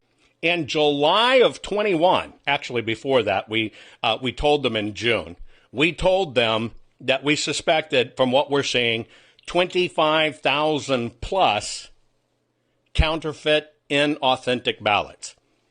That was early on in the process. Again, because of propaganda by the GOP's attorney, the GOP, other conservative operatives, they planted the seed inside this that you can't trust that, no, that's not it, etc. You'll hear more about it. But every one of the people up there knew this in advance, even of this hearing today. Now, the reason I bring that up is they had well over a year and a half to react to this, so it wouldn't be duplicated in 2022. But they didn't. They did nothing. Wow. So they literally knew the numbers, and they actually accurately predicted the numbers specifically in Maricopa County. Now, all of this has just been in Arizona, but still, I mean, that's absolutely insane. And that they knew the actual number. And it wasn't even from Democrats at this point. It's from the GOP. It's from the same party. Now, that is what was from specifically Maricopa. That's all from Maricopa, which Arizona was a massive state, and Biden actually flipped it. Now we know it's bullshit, right? But an interesting thing is Georgia came out on December 23rd and admitted that 315,000 votes were never certified, and those votes should not have counted, and they did. Now, this was actually spoken about on Joe Rogan, and it made it through the vetting process, and it was on an episode. So that's how you know that's legit. Usually, after the fact, someone will come through and tidy the episode up, or they'll tell Joe, like, in the comments or whatever, or it will be a big news piece that was wrong, or it was AI or whatever, because that happens all the time. Recently, he was watching some, like, fake quote of Khabib talking about motivation, and it was like fake. It was huge. It went viral that it was fake, but this right here, massive issue. So there's Georgia now. We have Arizona, then we also have Georgia. Did you know that in 2008, 500,000 voters, or nearly 19% of all voters in Minnesota, registered on Election Day? What? And did you know that former Senator Al Franken was elected by 312 votes? So I'm not alleging anything on the program, but what I am saying is that this vouching system, which clearly opens the door for potential fraud, could swing statewide elections. Now, if you remember back to the Somalian video I did a couple days ago now at this point, they allow people with no voter ID and no ID at all to have driver's licenses. And these driver's licenses can then be used to register to vote. So you have illegals voting. And then we just saw they had thousands of people registering to vote that day. And one of the people won by 312 votes. Clear fraud. Clear fraud. Now, of course, we have Sidney Powell, the Kraken. If you were into the 2020 election being rigged and all of this stuff, you absolutely remember who the Kraken was. And it was Sidney Powell. Dude, everybody was going like, release the Kraken. She's going to bring it on. She's going to get it. And she did have some interesting things to say. I mean, all of the stuff it's extremely interesting because people are always going to say, well, it was all dismissed. It was all overturned or overruled or found to be lies. All of the judges were Obama appointed judges. Like, the system is so ingrained with just people who are globalists. It's a complete globalist system. So if you're going to try to overturn that, you basically have to have what happened in 2024, where you win by such an insane margin, they can't steal it. Especially when you have 81 million votes, more votes in the history of the country ever of all time, even more than Obama. And if you were alive for the 2008 election cycle with Obama and the fire and veracity that was surrounding him, it was insane. I've never seen anything like it, honestly. Even Trump's first 2016 run. It was as hot, but in a completely different way. But let's watch the Kraken. Through Venezuela, Cuba, and likely China in the interference with our elections here in the United States. The Dominion voting systems, the Smartmatic technology software, and the software that goes in other computerized voting systems here as well, not just Dominion, were created in Venezuela at the direction of Hugo Chavez to make sure he never lost an election after one constitutional referendum came out the way he did not want it to come out. And that verifies and backs up everything that we heard from Brian in the beginning of this video. One very strong witness who has explained how it all works. His affidavit is attached to the pleadings of Lynn Wood in the lawsuit he filed in Georgia. It is a stunning, detailed affidavit because he was with Hugo Chavez while he was being briefed on how it worked. He was with Hugo Chavez when he saw it operate to make sure the election came out his way. That was the express purpose for creating this software. He has seen it operate, and as soon as he saw the multiple states shut down the voting on the night of the election, he knew the same thing was happening here, that was what had gone on. Now, the software itself was created with so many variables and so many back doors that can be hooked up to the internet or a thumb drive stuck in it or whatever. But one of its most characteristic features is its ability to flip votes. It can set and run an algorithm that probably ran all over the country to take a certain percentage of votes from President Trump and flip them to President Biden, which we might never have uncovered had the votes for President Trump not been so overwhelming in so many of these states that it broke the algorithm that had been plugged into the system. And that's what caused them to have to shut down in the states they shut down in. That's when they came in the back door with all the mail-in ballots, many of which they had actually fabricated. Some were on pristine paper with identically matching perfect circle dots for Mr. Biden. Others were shoved in batches. They're always put in a certain number of batches, and people would rerun the same batch. This corresponds to our statistical evidence that shows incredible spikes in the vote counts at particular times, and that corresponds to eyewitness testimony of numerous people who have come forward and said they saw the ballots come in the back door at that time. Notably, the Dominion executives are nowhere to be found now. They are moving their offices overnight to different places. Their office in Toronto was shared with one of the Soros entities. One of the leaders of the Dominion project overall is Lord Malloch Brown, Mr. Soros' number 2 person in the UK, and part of his organization. There are ties of the Dominion leadership to the Clinton Foundation and to other known politicians in this country. Just to give you a brief description of how this worked, I'm going to quote from a letter that was written, and I will read that to make sure I get the quotes right. This person was objecting to the United States acquisition of Sequoia voting systems by Smartmatic, a foreign-owned company. I believe this transaction raises exactly the sort of foreign ownership issues that CFIUS is best positioned to examine for national security purposes. It's undisputed that Smartmatic is foreign-owned and it has acquired Sequoia. They keep changing the names as they go along. Different times when a problem comes up, they just create another corporation and call it a different name.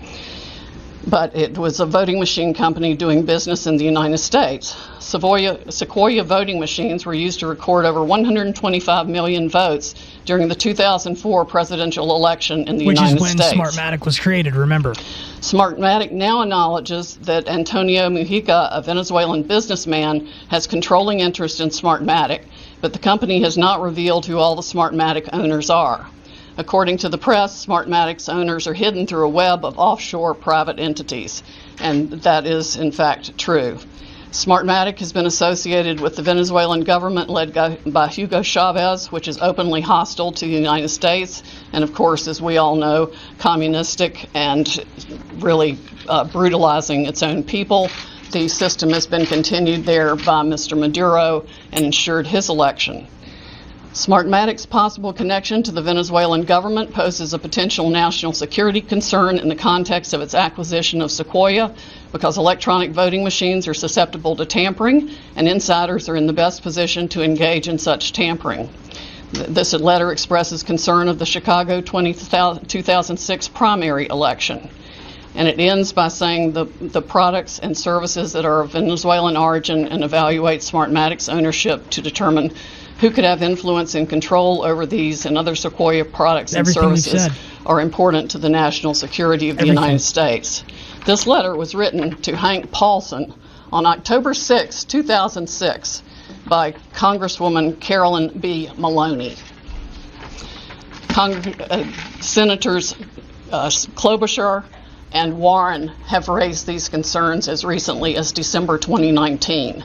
Why our government has not taken them seriously is beyond my comprehension, unless they have, some of the three-letter agencies have used them themselves in other parts of the world. We know that the technology was exported to affect an election in Argentina.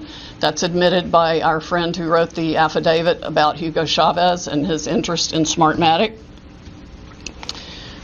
Again, in 2006, Carolyn Maloney wrote the Honorable John Snow, the Secretary of the Treasury, about the issues. Speaking of Smartmatic's leadership, one of the Smartmatic patent holders, Eric Coomer, I believe his name is on the web as being recorded in a conversation with Antifa members saying that he had the election rigged for Mr. Biden. So we have people who are working with Smartmatic having conversations with Antifa. And earlier this year, what was marked as a terrorist organization? Antifa was.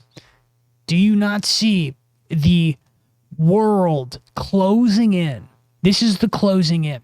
In my opinion, Maduro is going to be given a deal where he might be able to go into exile or something. And if he takes the deal and he's going to testify against all of these people, he will be exiled or freed or whatever. I think we are beginning to witness something. I really, really do. I know I'm kind of white pill kind of guy, clear pilled to white pilled kind of guy. Get a little sugar in me and I start to go cuckoo.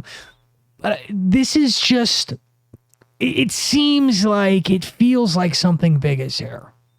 And I'm not going to be, I might be coping a little bit. Maybe. It might be a bit of a cope. But we can hope, right? It's not a cope if it's a hope. But hope can turn into cope. But cope, this isn't a cope. This isn't a cope. This is a hope. This is hopium for sure. Hopium for show. Now, the person we saw in the beginning of this video, Lou Dobbs, actually comes around, works for Fox later on, and he sits down with the Kraken, Sidney Powell, to basically go over the same thing.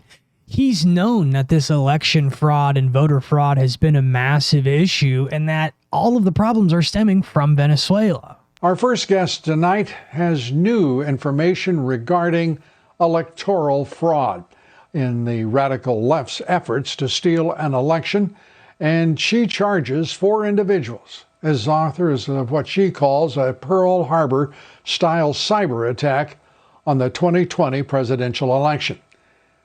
There are 4 names that she highlights. They are Jorge Rodriguez, the communications minister of Venezuela; Khalil Mazoub, Jorge Rodriguez's right-hand man; Gustavo Reyes Zumeta, who designed programs to rig election machines; and Antonio Mojica, the CEO of Smartmatic, an electoral voting corporation. Joining us now is Sidney Powell, a distinguished attorney, former federal prosecutor, best-selling author, General Michael Flynn's defense attorney, and, as we all know, a great American. Sidney, great to have you with us. You say these 4 individuals led the effort to rig this election. How did they do it? Well, Lou, they designed and developed the Smartmatic and Dominion programs and machines that include a controller module that allows people to log in and manipulate the vote even as it's happening. We're finding more and more evidence of this. We now have reams and reams of actual documents from Smartmatic and Dominion, including evidence that they planned and executed all of this. We know that $400 million of money came into Smartmatic from China only a few weeks before the election, that there are George Soros connections to the entire endeavor. Lord Malik Brown was part of it, along with the other people from Dominion. Eric Coomers, the person who also holds patents on some of the software and was operating out of the Denver office, I believe. We know that one of the Smartmatic people has went to Tarrant County, Texas, and turned that county blue after having been an executive with Smartmatic, and all of a sudden this one election, Tarrant County is purportedly blue. We have evidence of how they flipped the votes, how it was designed to flip the votes, and that all of it has been happening just as we have been saying it has been. What is the evidence that you have compiled? How have you constructed the architecture of this relationship among these four individuals? Well, we are still reviewing the massive amount of documents that we have, but we have communications between them and all different kinds of messages that indicate their involvement in it. It's a massive amount of additional information to go through that's only been in our hands a short time, but we will be producing more and more of it. It will be coming out more by the day. And also the connections with the Chinese and other countries that were attacking us in this massive cyber Pearl Harbor, as we called it. Jorge Rodriguez, I want to go through, we're going to put up on the screen so people can follow the conversation here, because these are names that most of us are not familiar with. You say that Jorge Rodriguez, the Venezuelan, former Venezuelan communications minister, is the ringleader, the CEO of the enterprise, as you put it. What is the evidence that this former communications minister could reach into the U.S. electoral system and raise the havoc and commit the fraud that obviously we have witnessed in 2020? Well, we've known from early on in our independent investigation that the entire system was created for the benefit of Venezuela and Hugo Chavez to rig elections to make sure he continued winning. And then it was passed on to Mr. Maduro to do the same. And we know it was exported to other countries by virtue of some of the Dominion executives that proceeded to go about and essentially sell elections to the highest bidder.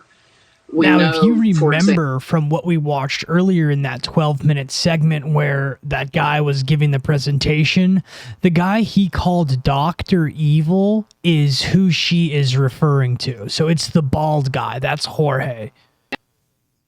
Example that Mr. Rodriguez has been on TV incessantly trying to and actually mocking the United States. He is one of the highest Venezuelan television? Yes, Venezuelan television, and he's been one of the leaders of the whole election stealing project. But keep in mind, Venezuela has been highly influenced this by guy right the Chinese. Here. That's who it is. And we know from filings with the SEC and otherwise that the Chinese put $400 million into Dominion only 4 weeks before the election. So the Chinese put $400 million into this company before the election. Dude, this is unprecedented. You can't argue with this. They shared office space with George Soros companies, as well as the leadership of Lord Malloch Brown in the UK and Canada. It is a very concerning and troubling and illegal web of conduct that all of which focused on rigging the election in this country. And we're seeing the results in multiple states where we're now identifying specific votes flipped, like in a couple of Georgia counties. In fact, Coffee County, Georgia, just yesterday, I believe, refused to certify the results of the election in Coffee County because of the vote disparities. Interesting. And flipping. Coffee County refused them, but Fulton County allowed them, which Fulton County then had the 315,000 votes that were incorrect, which just came out on December 23rd. We're getting more and more evidence out of other counties across the country about the same kind of conduct. We knew from Antrim County, for example, in Michigan, that 6,000 votes magically were flipped on election night. I think the cause of that is going to become more and more apparent as we proceed in the investigation.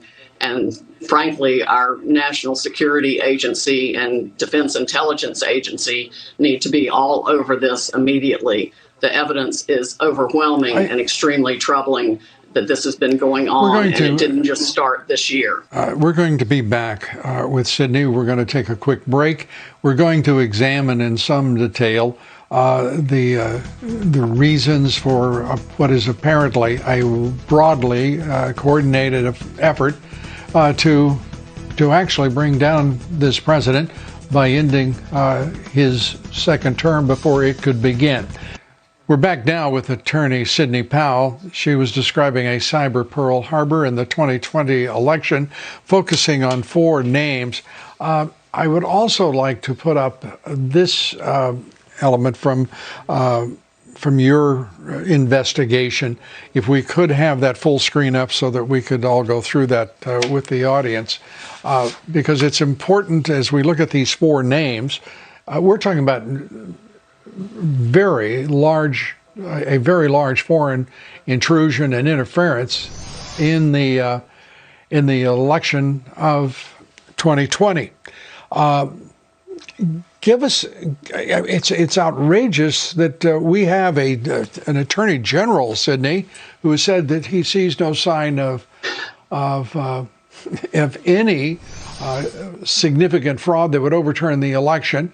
We had a head of the cyber intelligence unit for the Department of Homeland Security who's suing some people, apparently, for saying that his report basically was nonsense when he declared it was the most secure election in the country's history. What are we dealing with here, and how can we get to this if we have an attorney general who has apparently lost both his nerve and his commitment to his oath of office and to the country? Insane. We have an FBI director who seems to be as politically corrupt as anyone who preceded him, and a Homeland Security Department that doesn't know what the hell it's talking about and is spending more time playing politics, at least as it applies to Mr. Krebs, than securing the nation. Your thoughts? I think it's time for a whole new team across the board, Lou.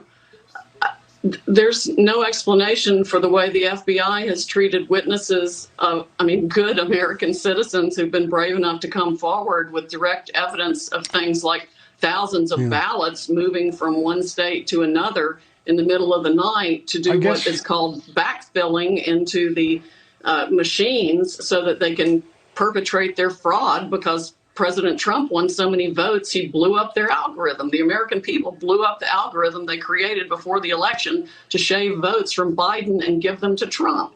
And we're now seeing direct evidence of that happening in multiple counties in multiple states, and we know it happened across the country. You'd have to be a damn fool and abjectly stupid not to see what happened here for anybody who's willing to look at the real evidence. I've uploaded a ton of it on our website at defendingtherepublic.org.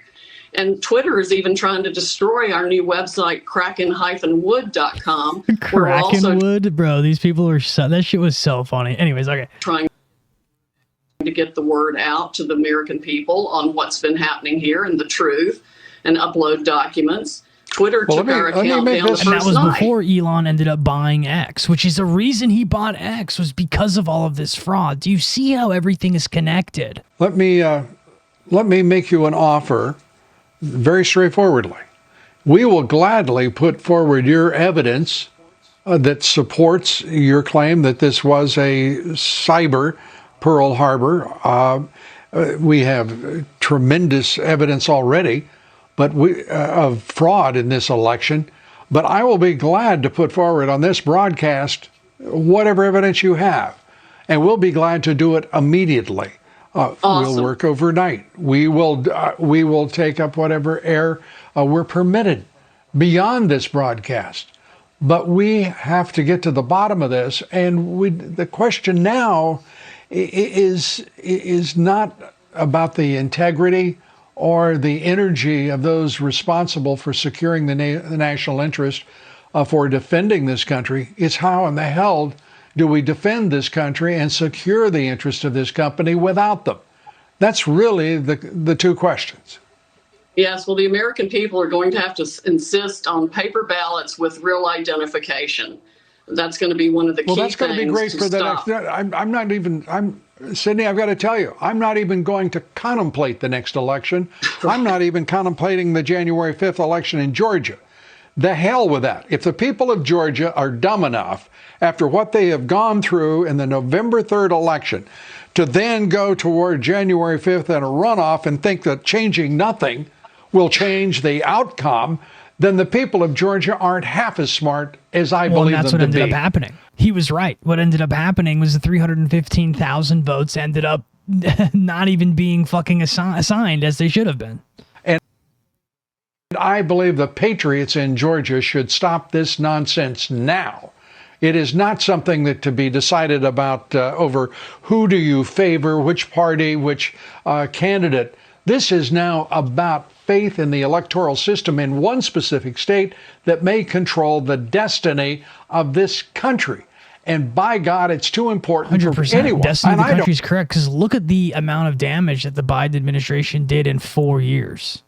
Upwards of 25 million illegal immigrants. I mean, it's absolutely insane. It's completely insane. Like, oh my God. Let's proceed. The Michigan investigation team obtained forensic access to a DS-200 tabulator, the machine that counts the votes. A Telit 4G wireless chip manufactured in Taiwan was discovered embedded into the motherboard. The voting machine tapes clearly indicate modem engagement and transmission of election data. Some of the anomalies that we noticed in the 2020 general elections, that 5 key states all stopped counting at a certain time in these key battleground states. These were all where the software, Dominion machines, ESNS machines were used, the Smartmatic, the GEMS software. So when the vote stopped counting, and this has been noted in other countries as well, President Trump was significantly ahead. When reporting and counting resumed, there was a massive spike occurred that favored Joe Biden. Wow.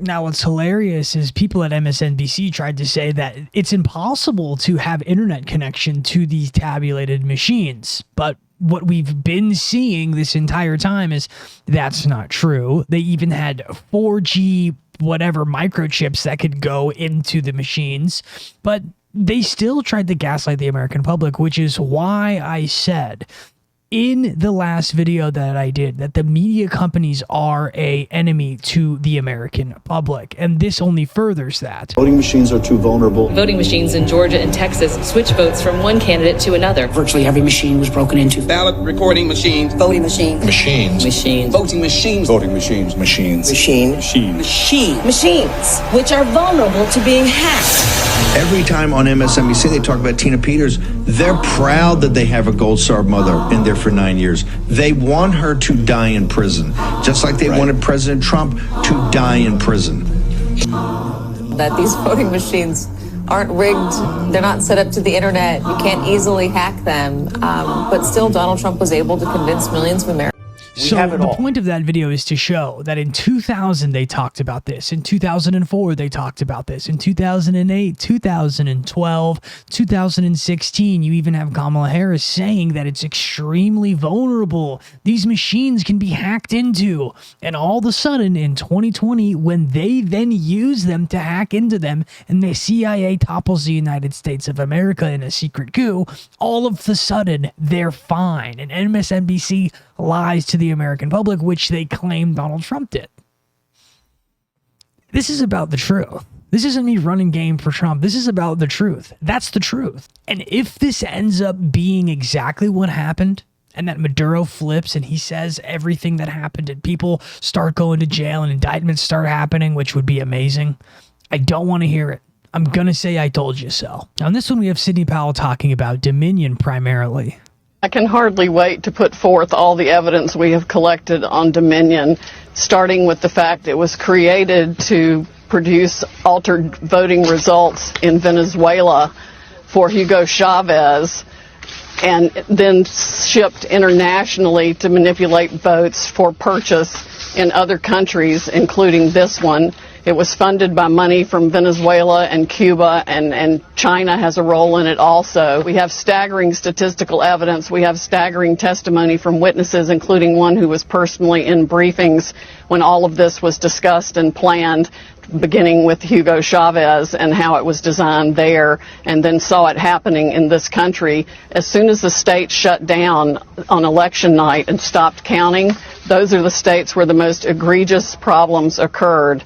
We also need to look at, and we're beginning to collect evidence on the financial interests of some of the governors and secretaries of state who actually bought into the Dominion systems to line their own pockets by getting a voting machine in that would either make sure their election was successful or they got money for their family from it. Well, for fraud this serious, I think even if the states are stupid enough to go ahead and certify the votes where we know the machines were operating and producing altered election results, then they will be set aside by the fraud also. And of course, I mean, we are talking certify them, which is the big thing with Pence and what Pence ended up doing. People wanted to kill Pence in 2020. People were fucking pissed. Pence certified the election. I don't really know what would have happened if Pence didn't certify the election, but he did, and who knows? And Pence was obviously vying for a presidential run in 2024. Probably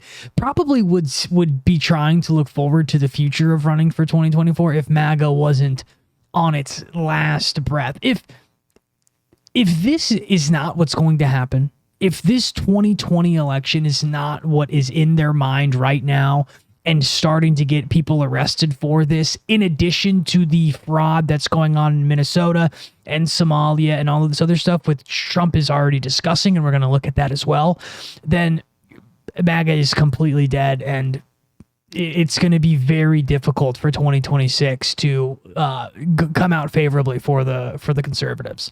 And here we have the same thing happening in Pennsylvania, and this time it's with votes being shipped.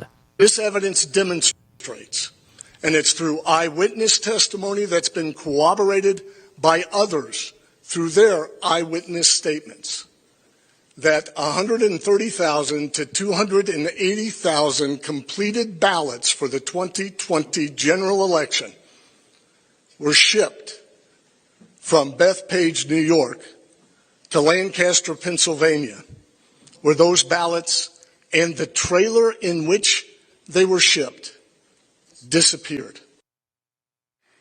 What happened on October 21st was a series of unusual events I remember that this cannot guy. be a coincidence. I know I saw ballots with return addresses filled out, thousands of them, thousands,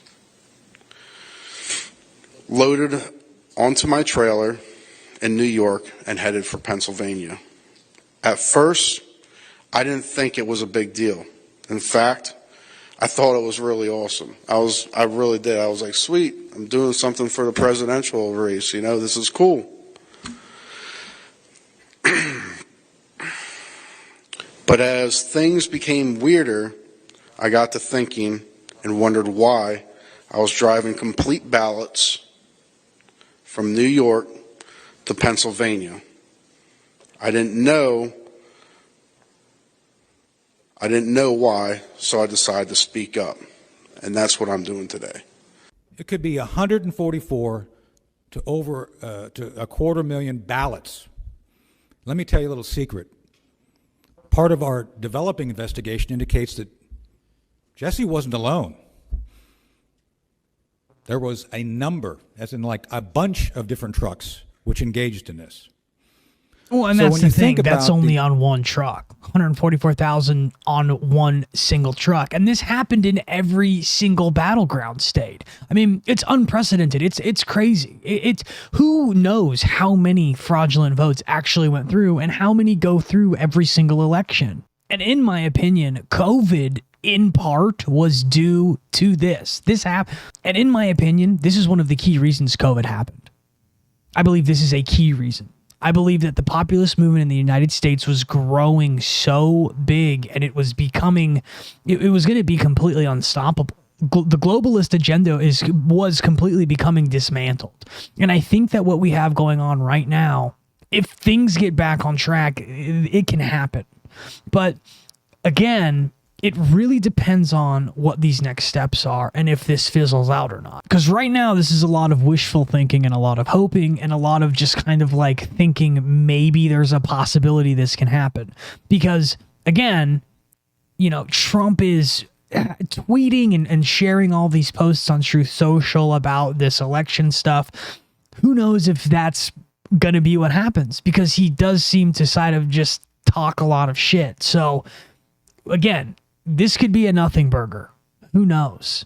Right. But again, he is already saying things about Somalia. He's starting to talk about a ton of other things, about Cuba falling. One of the things that is happening, and I think you see it all the time, Howard, you've seen it, that Cuba is ready to fall. You know? Yes.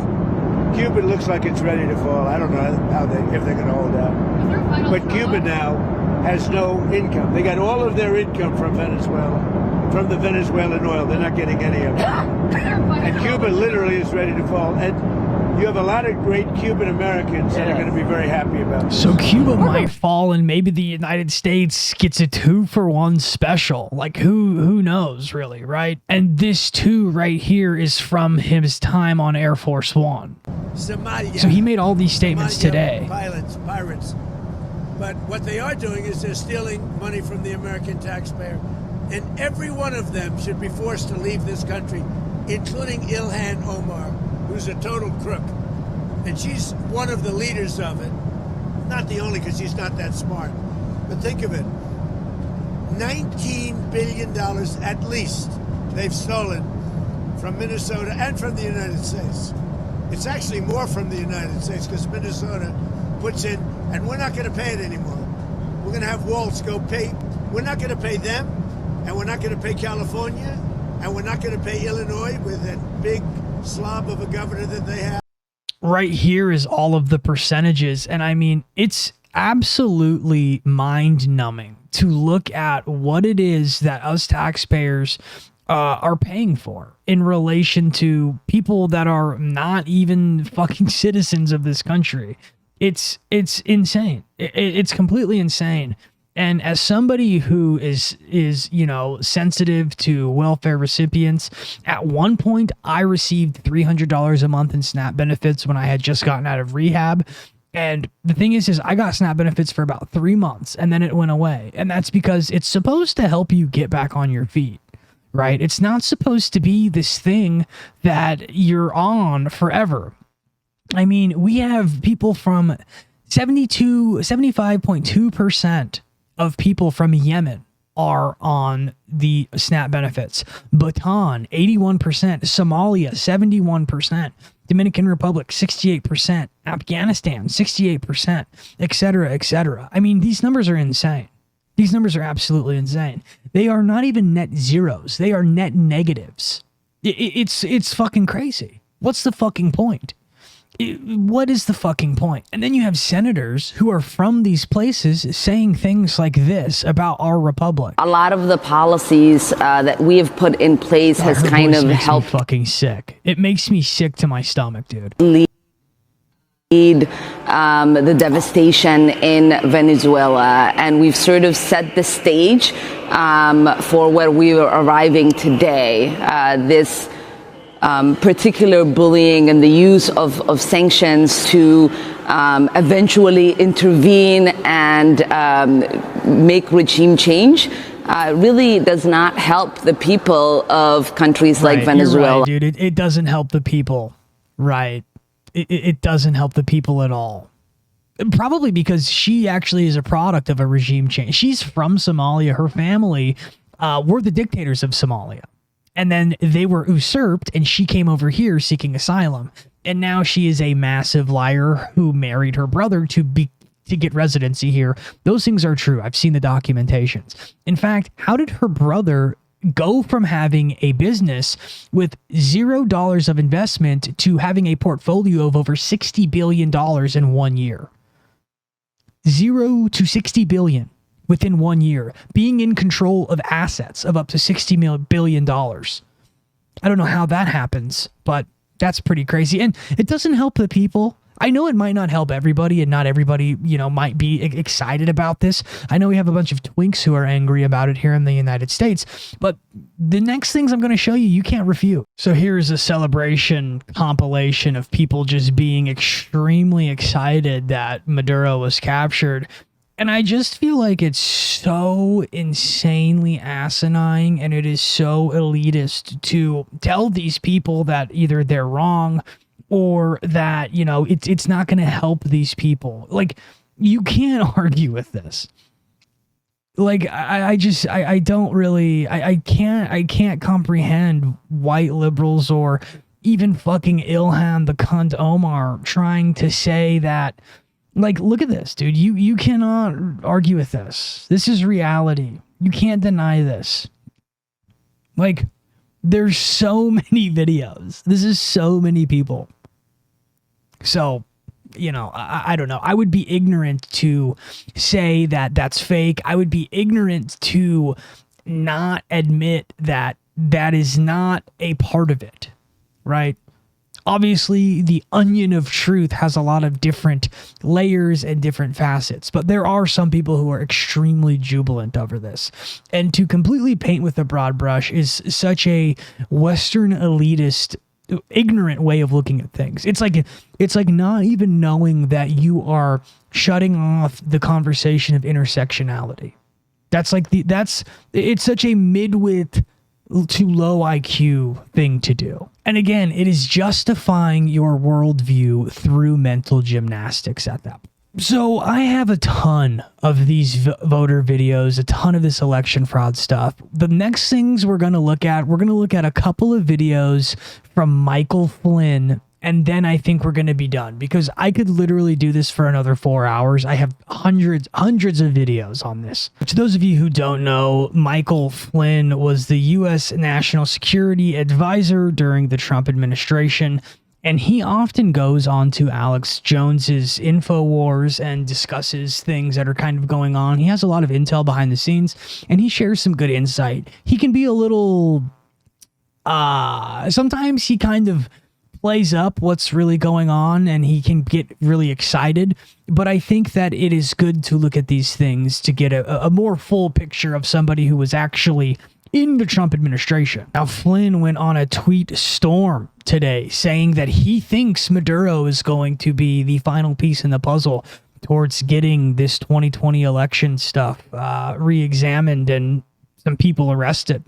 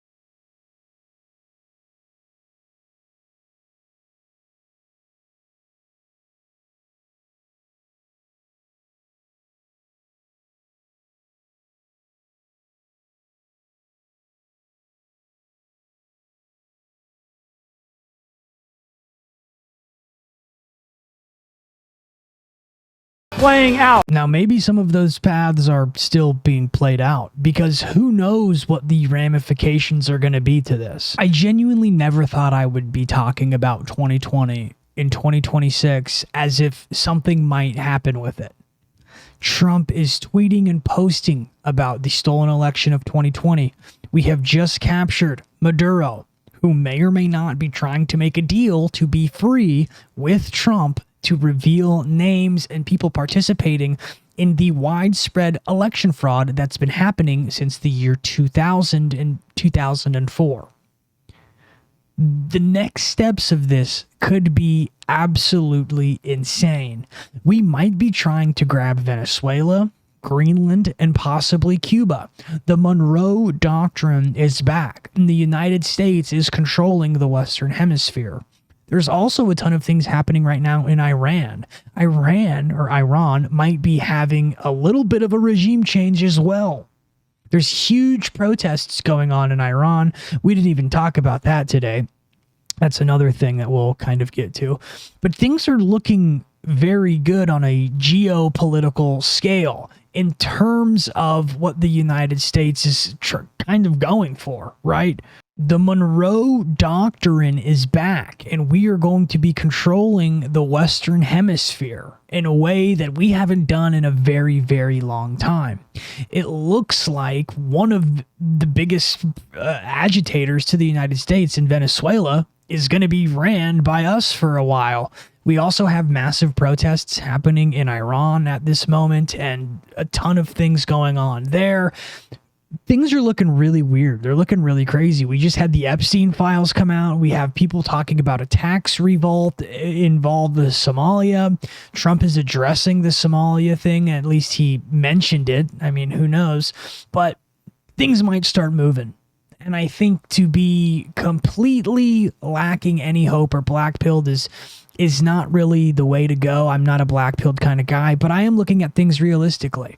Trump was all over the Epstein files. The 2026 midterms are coming up. Like, things are going to get crazy. This year's going to get hot. This is a year of the fire horse. If you don't know what that means, it means it's basically a year where you need to take life by the horns. And you have to be aggressive with life. Knowing that the CIA has astrologers on payroll and people who do zodiac and literally tarot, maybe that's what's in the cards. So who knows? And in fact, here's another thing that's very interesting. Venezuela has a ton of connections with witches. Hugo Chavez used witches and witch doctors and shamans throughout his tenure as dictator and whatever he was, president, whatever the fuck he was. I'm going to be talking about that later this week. Craziness. But all that being said, I don't know if this is going to be a Patreon or if this is going to be on YouTube, but check out the Patreon if you're not.